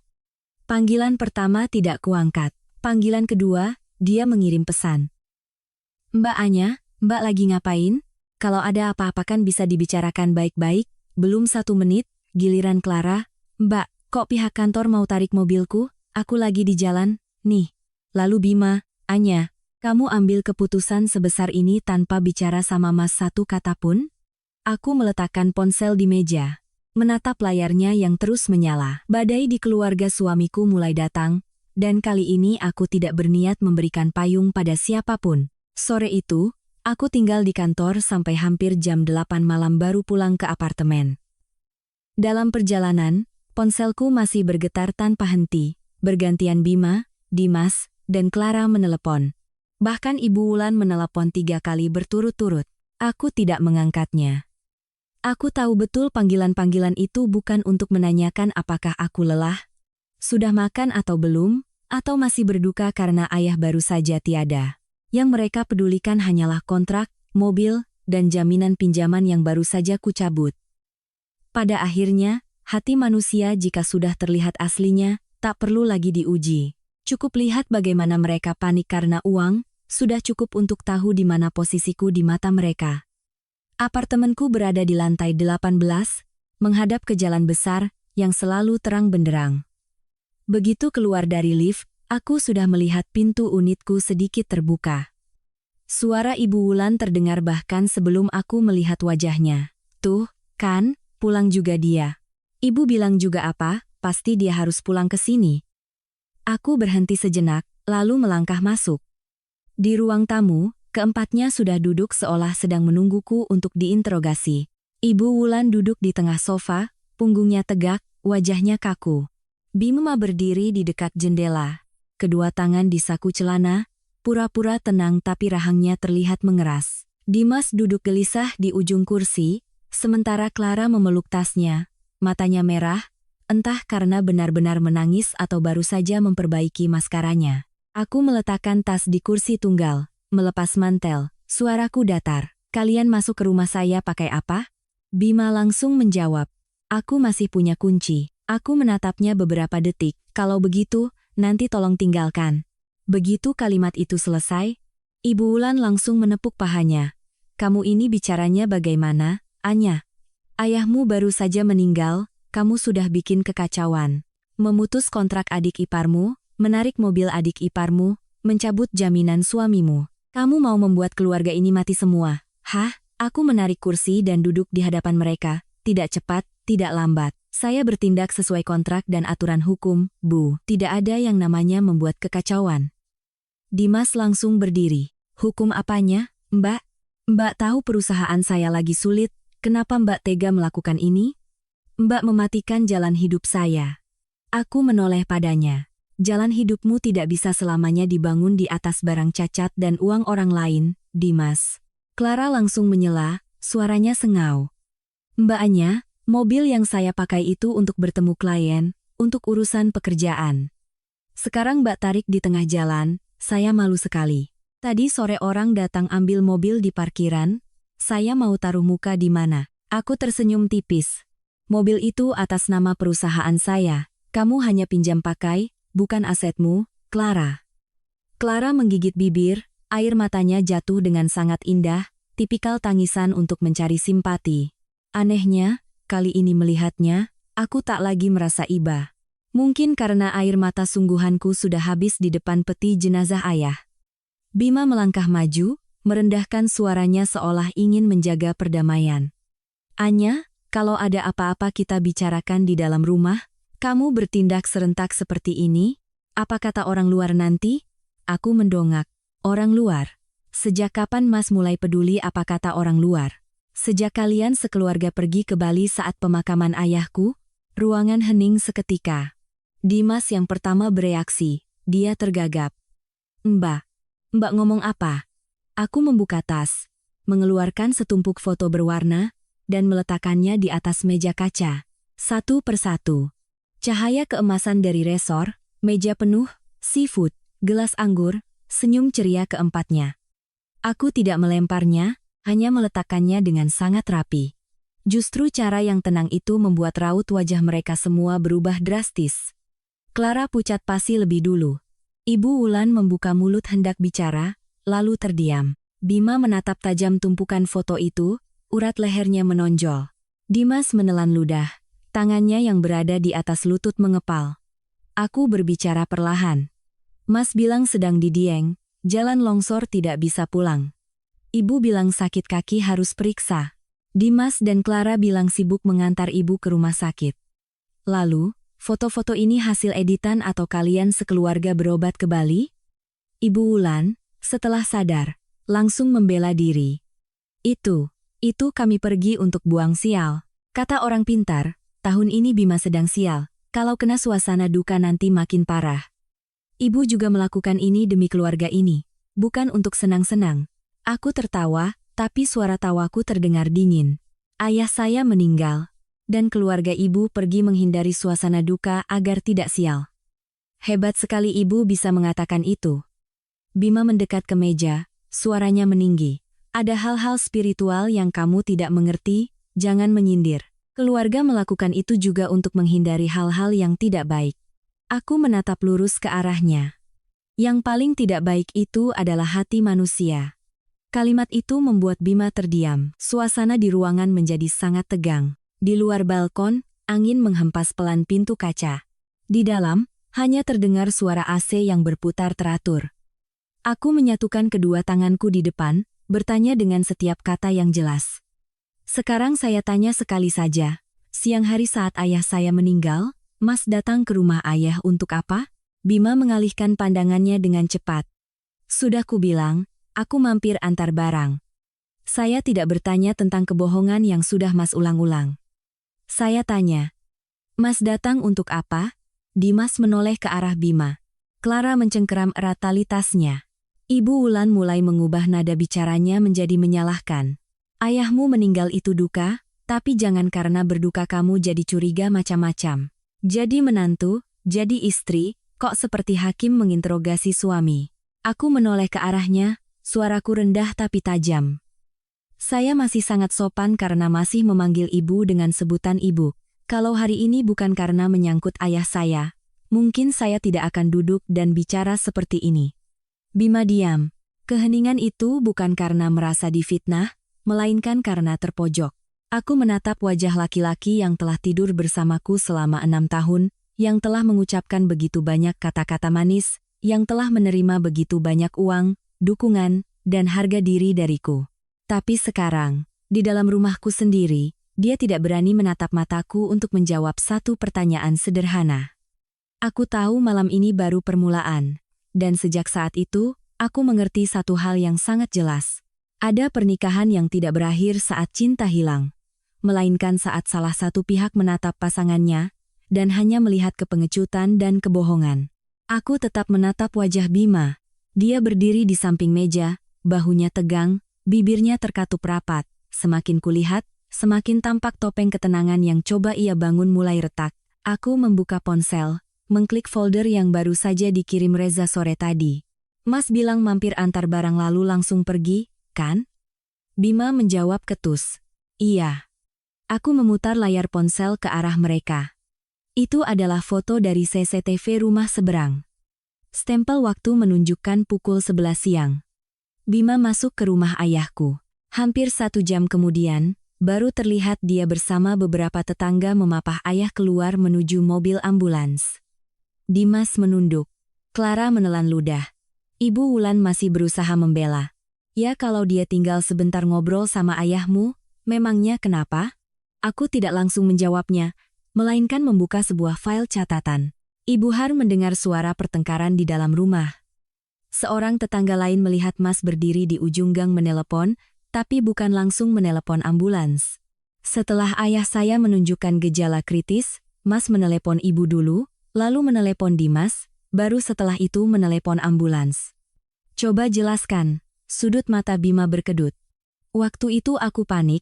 Kalau panik, siapa yang tidak menelepon keluarga? Aku menekan setiap kata. Keluarga Mas, atau orang yang sekarat? Kalimat itu membuat ruangan hening seperti mati. Aku menunduk, mengambil salinan map dokumen dari dalam tas dan meletakkannya di meja. Bekas lipatan baru di ujung kertas. Laci tempat ayah menyimpan dokumen berantakan. Berkas aset pribadi saya ditarik keluar lalu dimasukkan kembali. Jangan bilang itu juga kebetulan. Bima membuang muka. Aku tahu dia sedang berpikir. Berpikir sejauh mana harus menyangkal, sejauh mana harus mengakui agar kerugiannya minimal. Orang yang tulus akan bereaksi dengan rasa sakit atau kemarahan. Orang yang bersalah akan bereaksi dengan keheningan yang panjang. Aku mengeluarkan ponsel ayah, memutar rekaman suara itu. Suara ayah yang serak dan terputus-putus menggema di ruang tamu. Anya, ayah lihat si Bima itu bertanya soal berkas apartemenmu, tanyanya detail sekali. Nak, jangan biarkan. Rekaman itu berhenti. Clara menutup mulutnya dengan tangan. Dimas menoleh tajam ke arah kakaknya. Wajah Ibu Wulan pucat, tapi masih berusaha membela. Orang tua, pendengarannya sudah tidak jelas. Sepotong rekaman suara begitu bisa membuktikan apa? Aku menoleh padanya. Membuktikan bahwa sebelum meninggal, ayah saya sudah sempat melihat putra ibu sedang mengincar aset istrinya. Bima menggebrak meja kaca dengan keras. Cukup, Anya. Aku ikut berdiri. Belum cukup, siang itu Mas datang untuk apa? Katakan. Bima terengah-engah cukup lama. Akhirnya dia menarik kursi dan duduk, kedua tangannya memegangi kepala, suaranya keluar dengan serak. Aku hanya mau pinjam fotokopi berkas itu. Aku mendengarnya dan telingaku berdengung. Untuk apa? Dia tidak menatapku. Untuk melengkapi profil keuangan. Ada bank di luar kota yang sedang mempertimbangkan pengajuan pinjaman untuk perusahaan Dimas. Kalau ada dokumen terkait aset suami istri, atau setidaknya berkas sumber dana pribadimu, akan lebih mudah. Aku tertawa, air mata mengalir tanpa kusadari. Itu Mas sebut pinjam? Bima berteriak seolah ingin menyelamatkan dirinya dengan suara keras. Aku hanya mau fotokopi lalu kukembalikan, tidak akan hilang. Kenapa kamu membuatnya seolah aku ini pencuri? Mengambil dokumenku tanpa izin, apa bedanya dengan mencuri? Dimas menyela dengan suara gemetar. Mbak Anya, waktu itu perusahaan saya benar-benar sulit, saya juga tidak tahu kalau Mas Bima sampai datang ke rumah Bapak. Aku menatapnya tajam. Kamu diam. Kamu tidak tahu. Tapi begitu ada masalah, kakakmu langsung meneleponmu lebih dulu. Dimas terdiam. Aku kembali ke Bima. Lalu apa lagi? Dia menjambak rambutnya, mengucapkan setiap kata seolah melemparkannya. Ayahmu tahu. Beliau merebut map itu, memarahiku, menyebutku tidak tahu berterima kasih. Beliau bilang aku menumpang hidup pada istri, tapi masih mau menggerogoti aset pribadinya. Aku kesal, jadi aku balas membentak. Aku mendengar suaraku sendiri bergetar. Mas membentak bagaimana? Bima mendongak, wajahnya merah padam karena malu dan marah. Aku bilang, uang yang kamu hasilkan juga uang suami istri. Beliau itu ayah mertua, tidak punya hak menyimpan dan menghalangi urusan rumah tanggaku. Plak, aku tidak ingat kapan aku menamparnya. Yang ku tahu telapak tanganku terasa panas, dan Bima tertegun, wajahnya miring ke satu sisi. Ibu Wulan dan Clara terlonjak kaget. Aku berkata melalui sela-sela gigiku. Ayah saya orang luar, lalu mas itu apa? Suami yang membiarkan keserakahannya sampai sejauh itu? Bima memegangi pipinya, suaranya melembut. Setelah itu, ayahmu memegangi dada, lalu jatuh. Aku benar-benar panik. Tapi aku takut urusan berkas itu ketahuan. Makanya aku menelepon ibu dan Dimas dulu untuk bertanya bagaimana cara menjelaskannya padamu.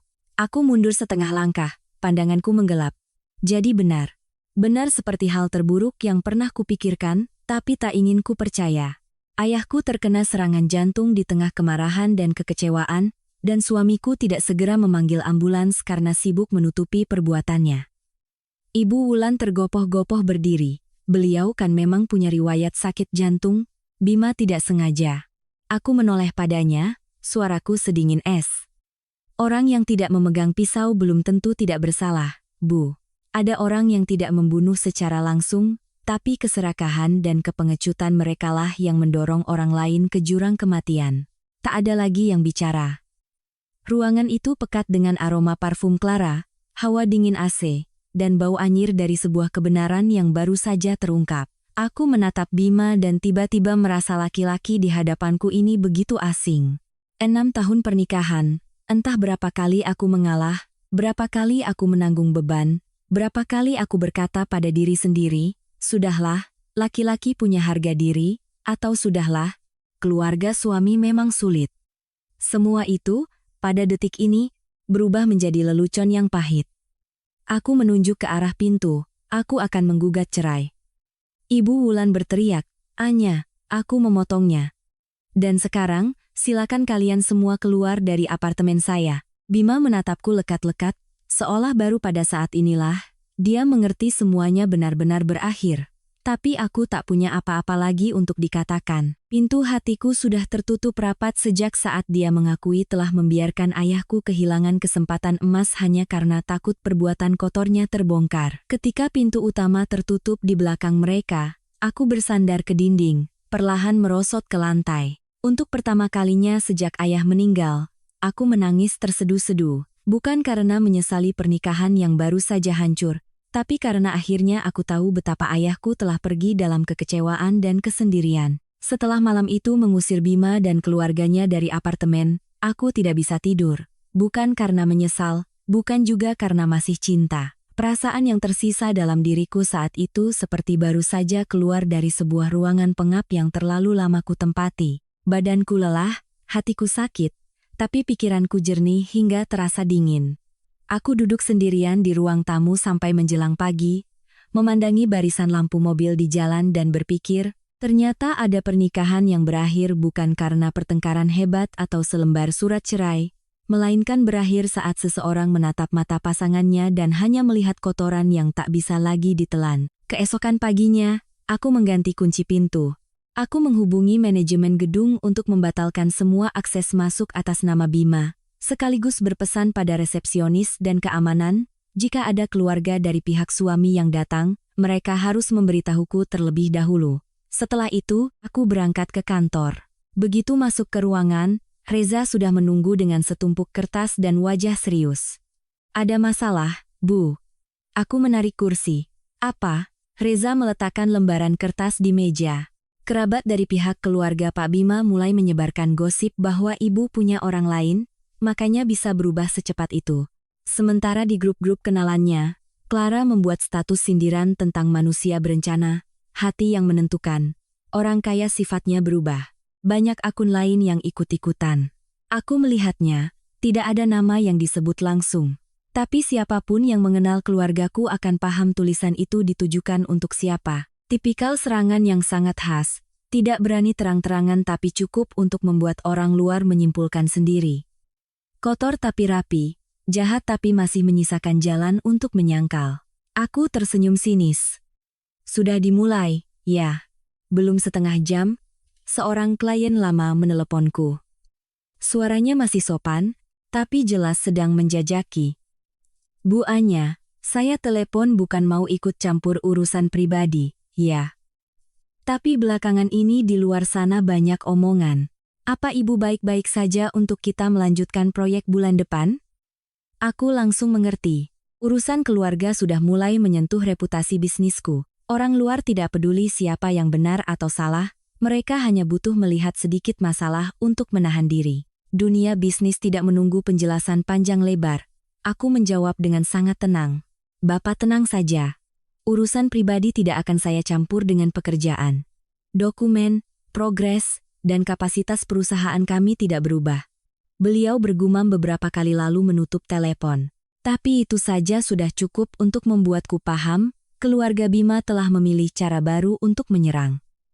Ketika tidak bisa lagi mendapatkan uang, mereka beralih merusak nama baik. Karena bagi orang seperti mereka, jika tidak bisa menang dengan logika, mereka akan menyeret orang lain ke lumpur yang sama dengan fitnah. Siangnya, seorang bibi dari pihak ibu menelepon, diawali dengan helaan napas panjang. Anya, bibi tidak percaya, tapi orang-orang banyak sekali bergosip. Apa benar kamu dengan asistenmu itu? Aku memotongnya dengan lembut. Tidak ada apa-apa bibi itu merendahkan suaranya. Bibi tahu, tapi mulut orang itu menakutkan. Nak, mereka juga bilang kamu, karena kaya jadi merendahkan keluarga suami. Ayah baru meninggal sudah berubah. Aku mendengarnya dan hidungku terasa pedih.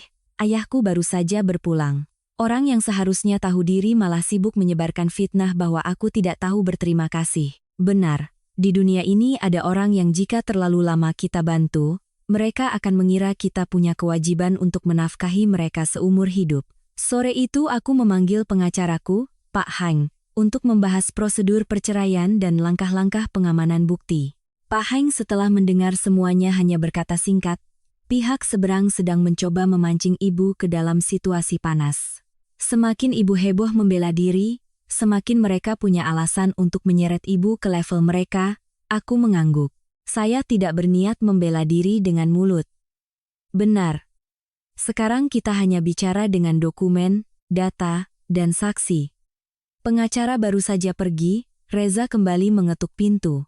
Kali ini dia menutup pintu dengan rapat sebelum berkata, Bu, ada satu hal yang agak aneh. Aku mendongak. Beberapa hari lalu, bahkan sebelum almarhum Bapak meninggal, Clara pernah datang ke kantor 2 kali tanpa pemberitahuan.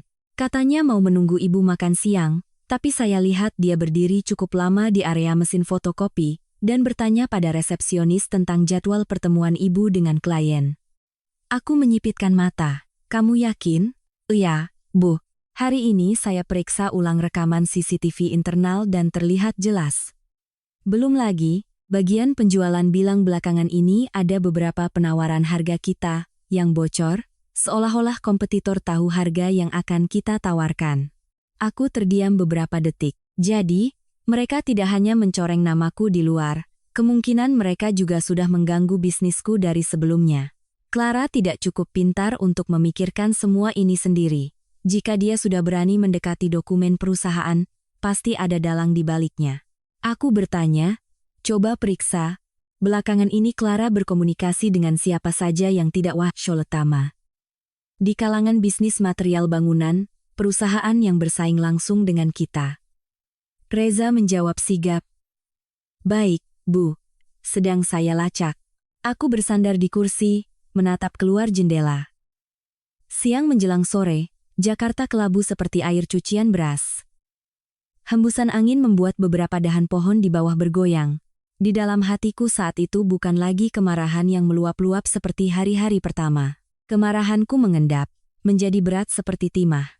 Aku tahu betul apa yang sedang dilakukan keluarga Bima. Mereka ingin menjadikanku wanita yang baru kehilangan ayah, tapi sudah kurang ajar, kaya lalu meremehkan suami. bahkan mungkin ingin menjodohkanku dengan bayangan pria lain untuk melegitimasi semua perbuatan kotor mereka.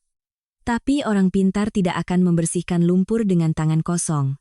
Aku menutup map dan berkata pada Reza, biarkan mereka bicara. Tapi lacak untuk saya. Kemana saja Clara sudah melangkah. Saya tidak percaya dia hanya duduk di rumah dan membuat status sindiran. Reza menatapku, mengangguk tegas. Saya mengerti. Aku menatap tanganku yang tergeletak di atas meja kayu yang dingin. 6 tahun menjadi menantu, aku pernah berpikir mengalah 1 kali akan membuat rumah tangga tenang. Sekarang baru kusadari, dengan tipe orang tertentu, semakin kita mengalah, semakin mereka mengira kita lemah. Cacing pun akan menggeliat jika diinjak. Tapi aku menggeliat bukan untuk berdebat.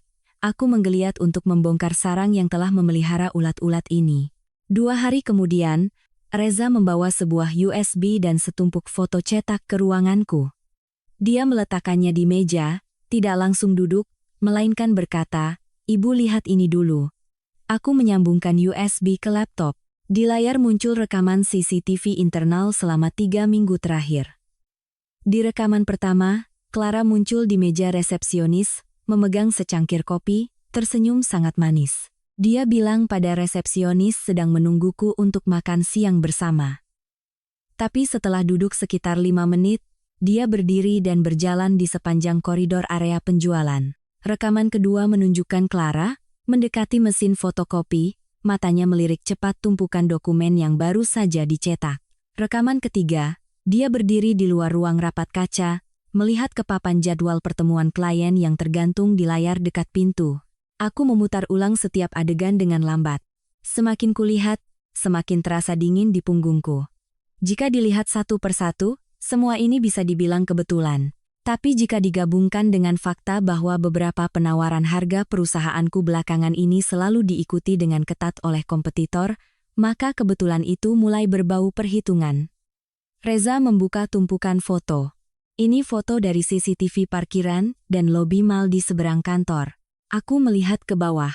Di dalam foto, Clara keluar dari sebuah butik tas mewah, tangannya memeluk sebuah kotak besar. Di foto lain, dia duduk di kafe dengan seorang pria berjas gelap. Wajahnya miring, tapi cukup jelas untuk dikenali. Aku langsung bertanya, "Pak Tirtayasa?" Reza mengangguk. "Iya, Bu, Direktur PT Abadi Jaya. Mereka pesaing langsung kita di segmen material, finishing, untuk proyek properti kelas atas." Aku bersandar di kursi, tanganku mencengkeram, mouse, dengan erat. Ternyata benar. Clara tidak hanya suka bergosip, dia sudah melangkah jauh, menggunakan kedekatannya sebagai keluarga untuk mengorek informasi bisnisku, lalu menukarnya dengan keuntungan pribadi. "Ada bukti percakapan?" tanyaku. Reza menjawab, "Pesan singkat belum bisa didapat, Bu, tapi saya sudah mencocokkan waktunya." Setiap kali Clara muncul di kantor atau bertanya jadwal ibu, dalam 1 atau 2 hari setelahnya, pihak Abadi Jaya selalu memberikan penawaran harga yang sangat mepet dengan kita. Bahkan pernah sekali mereka menebak kebutuhan klien sebelum tim kita sempat mengirimkan penawaran resmi. Aku terdiam. Pengkhianatan seperti ini yang benar-benar membuatku muak, karena ia tidak datang dari pesaing di luar sana, melainkan dari orang yang masih memanggilku Mbak Anya dengan manis, masih memakai gaun pemberianku, mengendarai mobil perusahaanku, makan di rumahku, lalu di belakangku menjual kepercayaan itu dengan harga murah. Sore itu, aku memanggil kepala keamanan internal dan Ibu Rina dari bagian legal. Aku tidak bercerita panjang, hanya meminta 3 hal. Pertama, periksa ulang semua jadwal pertemuan, penawaran harga, dan dokumen yang dicetak dalam sebulan terakhir untuk mengidentifikasi lingkup informasi yang mungkin telah bocor. Kedua, kumpulkan semua rekaman CCTV yang merekam kehadiran Clara. Ketiga, jaga kerahasiaan ini, jangan sampai dia curiga.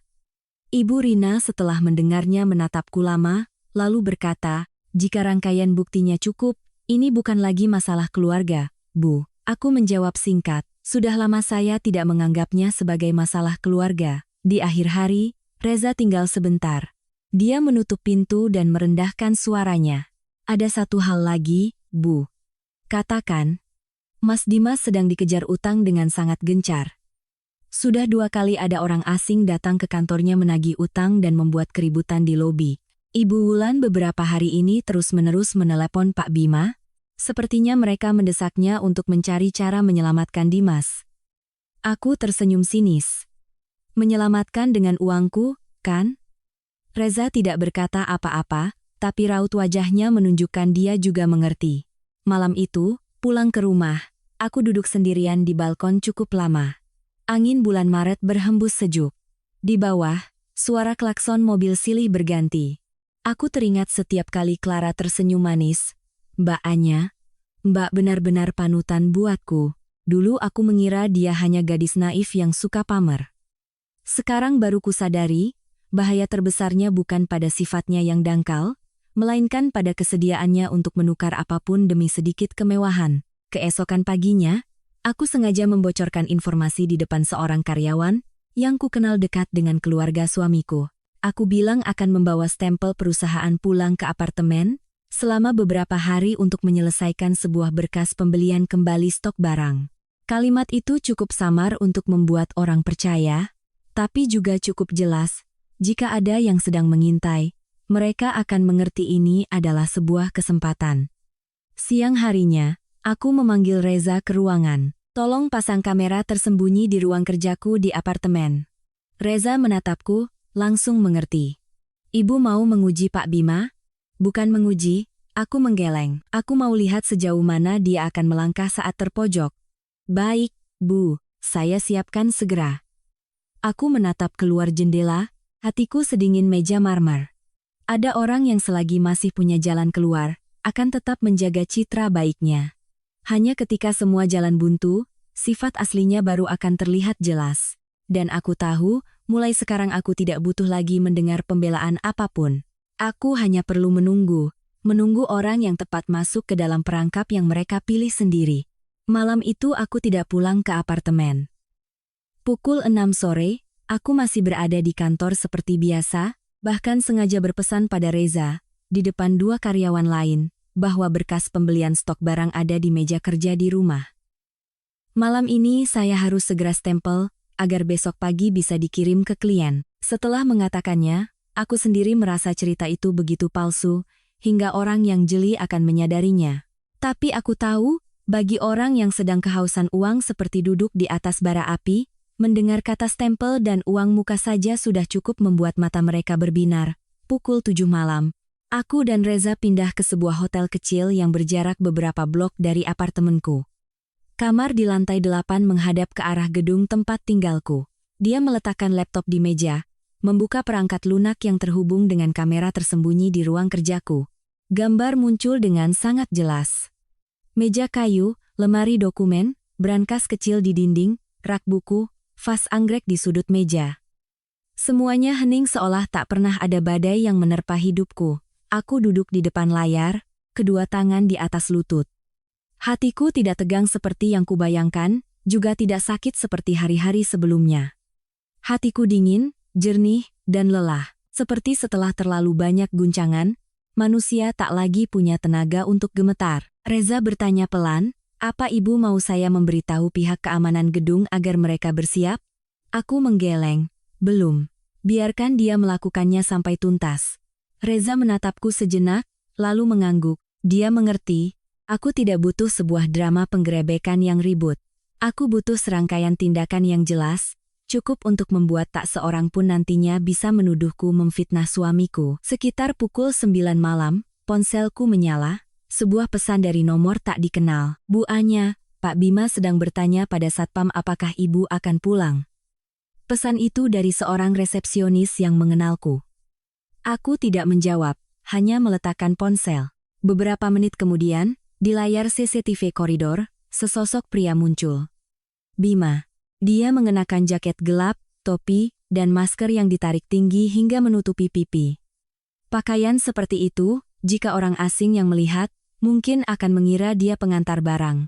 Tapi hanya dari cara berjalannya saja, aku sudah bisa mengenalinya. Entah kenapa, sampai saat ini aku masih merasa pahit. 6 tahun menikah. Pria yang pernah masuk ke rumahku dengan status suami, kini harus kembali secara diam-diam seperti pencuri. Bima berdiri di depan pintu apartemen beberapa detik, melirik ke kanan dan kiri, lalu mengeluarkan kunci lamanya. Kunci sudah kuganti, jadi percobaan pertamanya gagal. Aku melihat bahunya sedikit tersentak karena kesal. Lalu dia membungkuk, mencoba beberapa saat, mengeluarkan ponsel dan menelepon seseorang, lalu berbalik menuruni tangga darurat. 15 menit kemudian, Bima kembali bersama seorang pria asing berjaket hitam yang membawa sebuah tas kecil berisi peralatan. Hanya dengan melihatnya, aku tahu itu adalah tukang kunci. Aku mendengar diriku bergumam sangat pelan. Benar-benar sampai sejauh ini. Reza diam, hanya menekan tombol rekam. Kurang dari 3 menit, pintu apartemen terbuka. Tukang kunci itu pergi lebih dulu, sementara Bima masuk dengan cepat dan menutup pintu. CCTV di ruang tamu merekamnya berdiri diam beberapa detik seolah mendengarkan keadaan. Lalu dia langsung berjalan ke ruang kerjaku, tanpa ragu. Hal itu bahkan lebih menyakitkan daripada adegan membobol kunci. Artinya, dia terlalu akrab dengan tempat ini, begitu akrab hingga tahu persis apa yang dia butuhkan ada di mana. Bima membuka laci meja lebih dulu, menggeledah dengan tergesa-gesa. Tidak menemukan apa-apa. Dia membungkuk menarik laci di sebelah kanan, tempat aku biasa menyimpan dokumen tidak penting. Sebuah map biru terlempar ke samping. Pulpen pemberian ayahku jatuh ke lantai. Hatiku perih, bukan karena nilai barang itu, tapi karena caranya menyentuh duniaku, seolah ini hanyalah gudang untuk digerogoti. Beberapa menit kemudian, Bima berhenti di depan brankas kecil di balik lukisan. Dia melihat sekeliling, lalu merogoh sakunya, mengeluarkan serangkaian kunci. Tiba-tiba aku teringat kunci cadangan yang hilang beberapa bulan lalu. Ternyata tidak pernah hilang, hanya berada di tangan orang yang salah. Pada percobaan ketiga, brankas terbuka. Bima menghela napas, membungkuk dan mengeluarkan sebuah kotak berisi stempel perusahaan dan setumpuk kertas yang sudah disiapkan. Dia meletakkan semuanya di meja, melepas maskernya, menyeka keringat di dahi. Wajah Bima saat itu tidak lagi menunjukkan keramahan yang biasa dilihat orang. Wajahnya tegang, serakah, dan nekat, seperti wajah orang yang hanya fokus pada pelampung di depannya dan lupa bahwa di belakangnya ada jurang. Dia membalik lembaran kertas. Di layar aku bisa membaca judulnya, meskipun buram.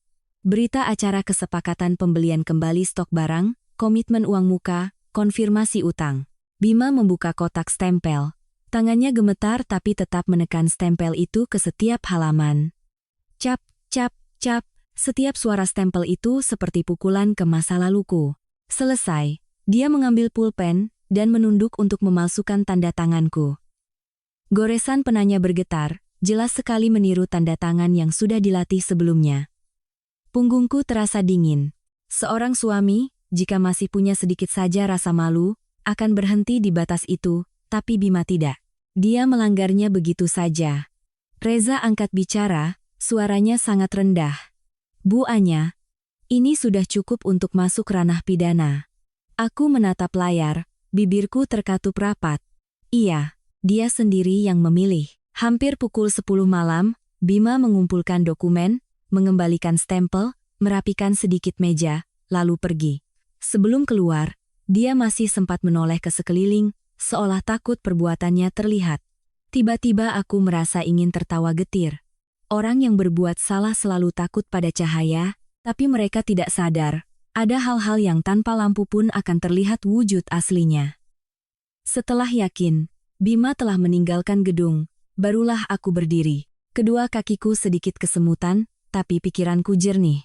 Aku tidak menangis, tidak gemetar, hanya ada satu perasaan. Benang terakhir antara aku dan pria itu sudah putus. Aku menoleh ke Reza. Ekstrak semua data, buat 3 salinan. Besok pagi kirimkan ke Pak Han. Reza menjawab sigap, baik, Bu. Aku menatap layar yang sudah gelap, di mana ruang kerjaku kembali sunyi seolah tak terjadi apa-apa. Tapi aku tahu betul, mulai malam ini, Bima bukan lagi sekadar suami yang berkhianat atau menantu yang tak tahu berterima kasih. Dia sendiri yang telah menamai dirinya dengan perbuatannya. Dan kali ini, aku tidak hanya akan menuntut keadilan untuk ayahku, aku akan membiarkan hukum berbicara untuk sisanya. Senin pagi, Baru 20 menit aku tiba di kantor, telepon internal berdering. Resepsionis di lobi terdengar gugup. Bu Anya, di bawah ada ibu mertua ibu dan beberapa orang lagi, mereka membuat keributan. Mereka bawa spanduk, aku langsung berdiri, keluar dari ruangan. Dari koridor lantai 12, aku sudah bisa mendengar samar-samar suara melengking Ibu Wulan, seperti suara pisau menggores kaca. Reza berlari dari ruangan sebelah, masih memegang tablet. Bu, saya baru dapat video dari keamanan. Mereka datang dari pagi. Bagaimana situasi di bawah? Cukup banyak orang berkumpul, termasuk beberapa klien yang datang. Aku mengambil tablet. Di layar, Ibu Wulan duduk di tengah lobi, rambutnya sedikit acak-acakan, tangannya menepuk-nepuk paha sambil menangis. Menantu macam apa yang lebih kejam dari harimau? Ayahnya baru meninggal. Dia langsung mematikan jalan hidup keluarga suaminya. Dimas berdiri di belakang. Wajahnya lesu tapi tetap berusaha berakting menderita. Clara memeluk tas. Matanya merah. Sesekali menyeka air mata dengan sangat teatrikal. Di samping mereka ada beberapa orang asing. Mungkin sengaja dibawa Ibu Wulan untuk menambah massa. Sebuah spanduk merah terbentang, bertuliskan tuduhan bahwa aku tidak tahu berterima kasih, menekan suami, dan mendorong adik ipar ke jurang kehancuran. Aku menontonnya, lalu mematikan layar. Minta tim teknis siapkan layar besar di lobi untuk saya. Reza langsung mengerti. Baik, Bu. Sekalian saya hubungkan dengan foto dan video? Iya, segera. Lift turun dengan lambat. Selama beberapa detik itu, aku berdiri tegak menatap bayanganku di pintu baja, hatiku setenang permukaan danau di musim dingin. Aneh. Jika ini adalah diriku yang dulu, aku pasti akan malu, sakit hati, dan takut pada omongan orang. Tapi saat itu, aku hanya merasa satu hal. Semakin aku diam, semakin mereka menjadi-jadi. Kali ini, biarkan semua orang melihat siapa yang sebenarnya patut merasa malu. Pintu lift terbuka. Lobi yang tadinya riuh mendadak hening saat melihatku keluar. Aku mengenakan setelan hitam, rambut diikat rendah, wajahku nyaris tanpa riasan. Mungkin karena itu, kelelahan setelah berhari-hari tertekan semakin terlihat. Tapi mungkin justru penampilan dinginku yang membuat kerumunan itu diam. Ibu Wulan, begitu melihatku, langsung menunjuk. Lihat semua. Ini dia, menantu yang kalau sudah kaya memandang keluarga suami seperti sampah. Aku tidak langsung menjawab. Aku berjalan ke meja teknis dan mengangguk pada Reza. Layar LED besar di belakang resepsionis menyala. Kerumunan serentak menoleh. Foto pertama muncul. Seluruh keluarga Ibu Wulan tersenyum ceria di meja seafood di Bali. Tanggal dan waktu di sudut foto menunjukkan hari yang sama saat ayahku dimakamkan. Foto kedua muncul, lalu ketiga. Sudutnya berbeda, tapi wajah mereka sama. Gembira, ceria, santai. Lobi mulai gaduh. Loh, itu keluarga suaminya. Benar-benar lagi liburan? Hari pemakaman ayah mertua kok begini? Wajah Ibu Wulan yang tadinya merah padam berubah pucat. Beliau tergagap. Ini untuk buang sial. Aku mengambil mikrofon. Suaraku tidak tinggi tapi jelas. Saat saya sendirian mengenakan kain duka untuk ayah kandung saya, menyambut kerabat, dan mendengar pertanyaan mengapa keluarga besan tidak hadir, keluarga suami saya sedang berlibur di Bali. Silakan lihat sendiri tanggal dan waktunya di foto. Dimas menunduk. Clara mundur setengah langkah. Tapi pertunjukan belum selesai. Aku mengangguk lagi. Layar beralih ke video dari kamera tersembunyi di ruang kerjaku. Bima muncul, membobol kunci, membuka brankas, mengambil stempel, mencapkannya di kontrak palsu, lalu meniru tanda tanganku. Gambarnya begitu jelas, hingga tak ada yang bisa membantah. Seorang pria di kerumunan bergumam. Astaga, ini kan pemalsuan dokumen. Yang lain menyahut, masih mau protes apa lagi? Keterlaluan. Suara di lobi berubah arah. Bukan lagi penasaran, melainkan tatapan jijik yang dilemparkan ke arah kelompok Ibu Wulan. Bima tidak ada di sana, tapi video itu sudah cukup untuk membongkar seluruh drama mereka. Aku mengangkat mikrofon lagi, berkata singkat, ayah saya meninggal karena serangan jantung setelah bertengkar dengan suami saya mengenai aset pribadi saya. Saat saya berduka, keluarga suami saya memilih berlibur. Setelah itu, suami saya bahkan membobol rumah, mengambil stempel perusahaan, dan memalsukan dokumen untuk menyelamatkan adiknya. Siapa yang salah? Silakan nilai sendiri. Aku tidak perlu bicara lagi. Dengan masalah seperti ini, semakin banyak bicara semakin terdengar seperti pembelaan. Kebenaran yang cukup tajam, jika diletakkan di tengah keramaian, akan menampar dengan sendirinya. Ibu Wulan terdiam, lalu panik mencoba merebut mikrofon. Petugas keamanan gedung maju menghalangi. Clara menunduk, menarik lengan baju ibu mertuanya. Dimas berdiri kaku seperti patung. Orang-orang yang tadi membela Ibu Wulan kini perlahan mundur, menyelinap keluar seolah takut ikut terseret. Akhirnya Ibu Wulan berlari keluar sambil menutupi wajahnya, menggumamkan sesuatu yang tidak jelas. Dimas dan Clara menyusul dengan tergesa-gesa. Spanduk merah itu tergeletak begitu saja di lobi, terlihat konyol sekaligus menyedihkan. Aku meminta keamanan membersihkannya, lalu berbalik menuju lift.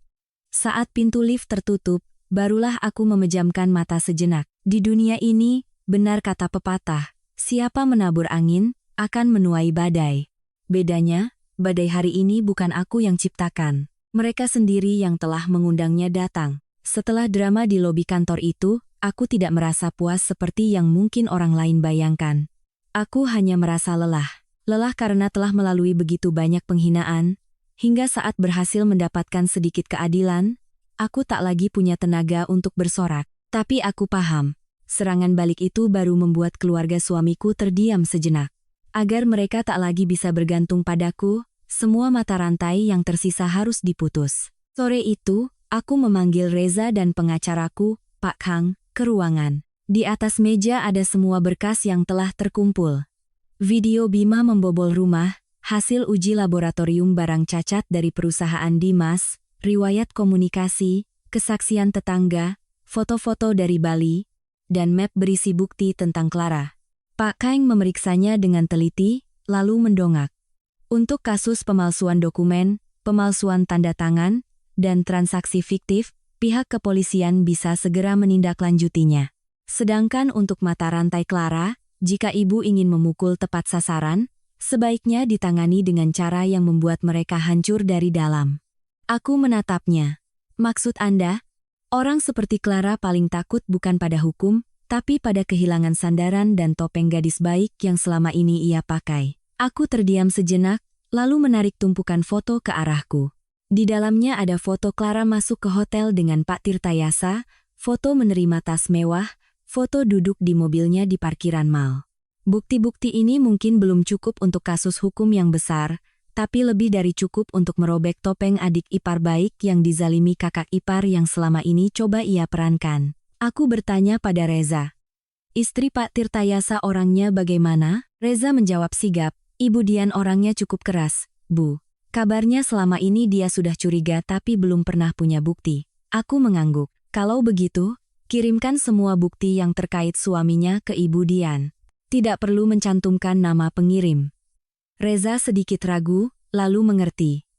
Dia hanya bertanya singkat, dikirim semua, Bu? Semua, tapi hanya bagian yang cukup untuk dia verifikasi sendiri. Aku tidak mengarang cerita, juga tidak menambah-nambahi. Malam harinya, saat kota mulai menyala, setumpuk foto dan rangkuman jadwal pertemuan Clara dengan Tirtayasa telah dikirim. Aku duduk di rumah, menyeduh secangkir teh panas, hatiku tenang luar biasa. Bukan karena aku jahat, tapi karena aku paham, orang seperti Clara tidak pernah merasa bersalah. Dia hanya menyesal saat topengnya terbuka. Bagi orang seperti itu, menasihati hanya buang-buang napas. Keesokan paginya, masalah meledak lebih cepat dari dugaanku. Sekitar jam 9, Reza menelepon, suaranya pelan tapi mendesak. Bu, di rumah kontrakan Mas Dimas sedang ada keributan besar. Aku meletakkan cangkir. Ada apa? Ibu Dian datang, Bu. Dia membawa foto-foto dan hadiah-hadiah itu, berdiri di tengah halaman kontrakan dan memanggil nama Clara. Aku tidak ke sana, hanya mendengar Reza menceritakan kembali setelah seorang kenalan di area itu mengirimkan video.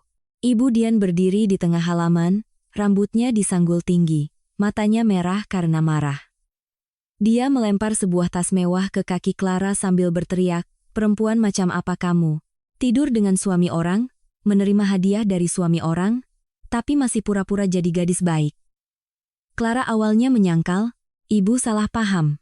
Tapi saat tumpukan foto dilempar ke lantai, para tetangga yang berkerumun mulai berbisik-bisik. Suara manisnya seketika pecah. Dimas keluar dari dalam rumah, memungut foto-foto itu satu persatu. Semakin banyak yang ia lihat, wajahnya semakin membiru. Menurut saksi mata, Dimas berteriak, "Muka mau ditaruh di mana kamu? Hah?" Clara menangis histeris. "Aku cuma ketemu untuk minta tolong urusan kerja, Mas.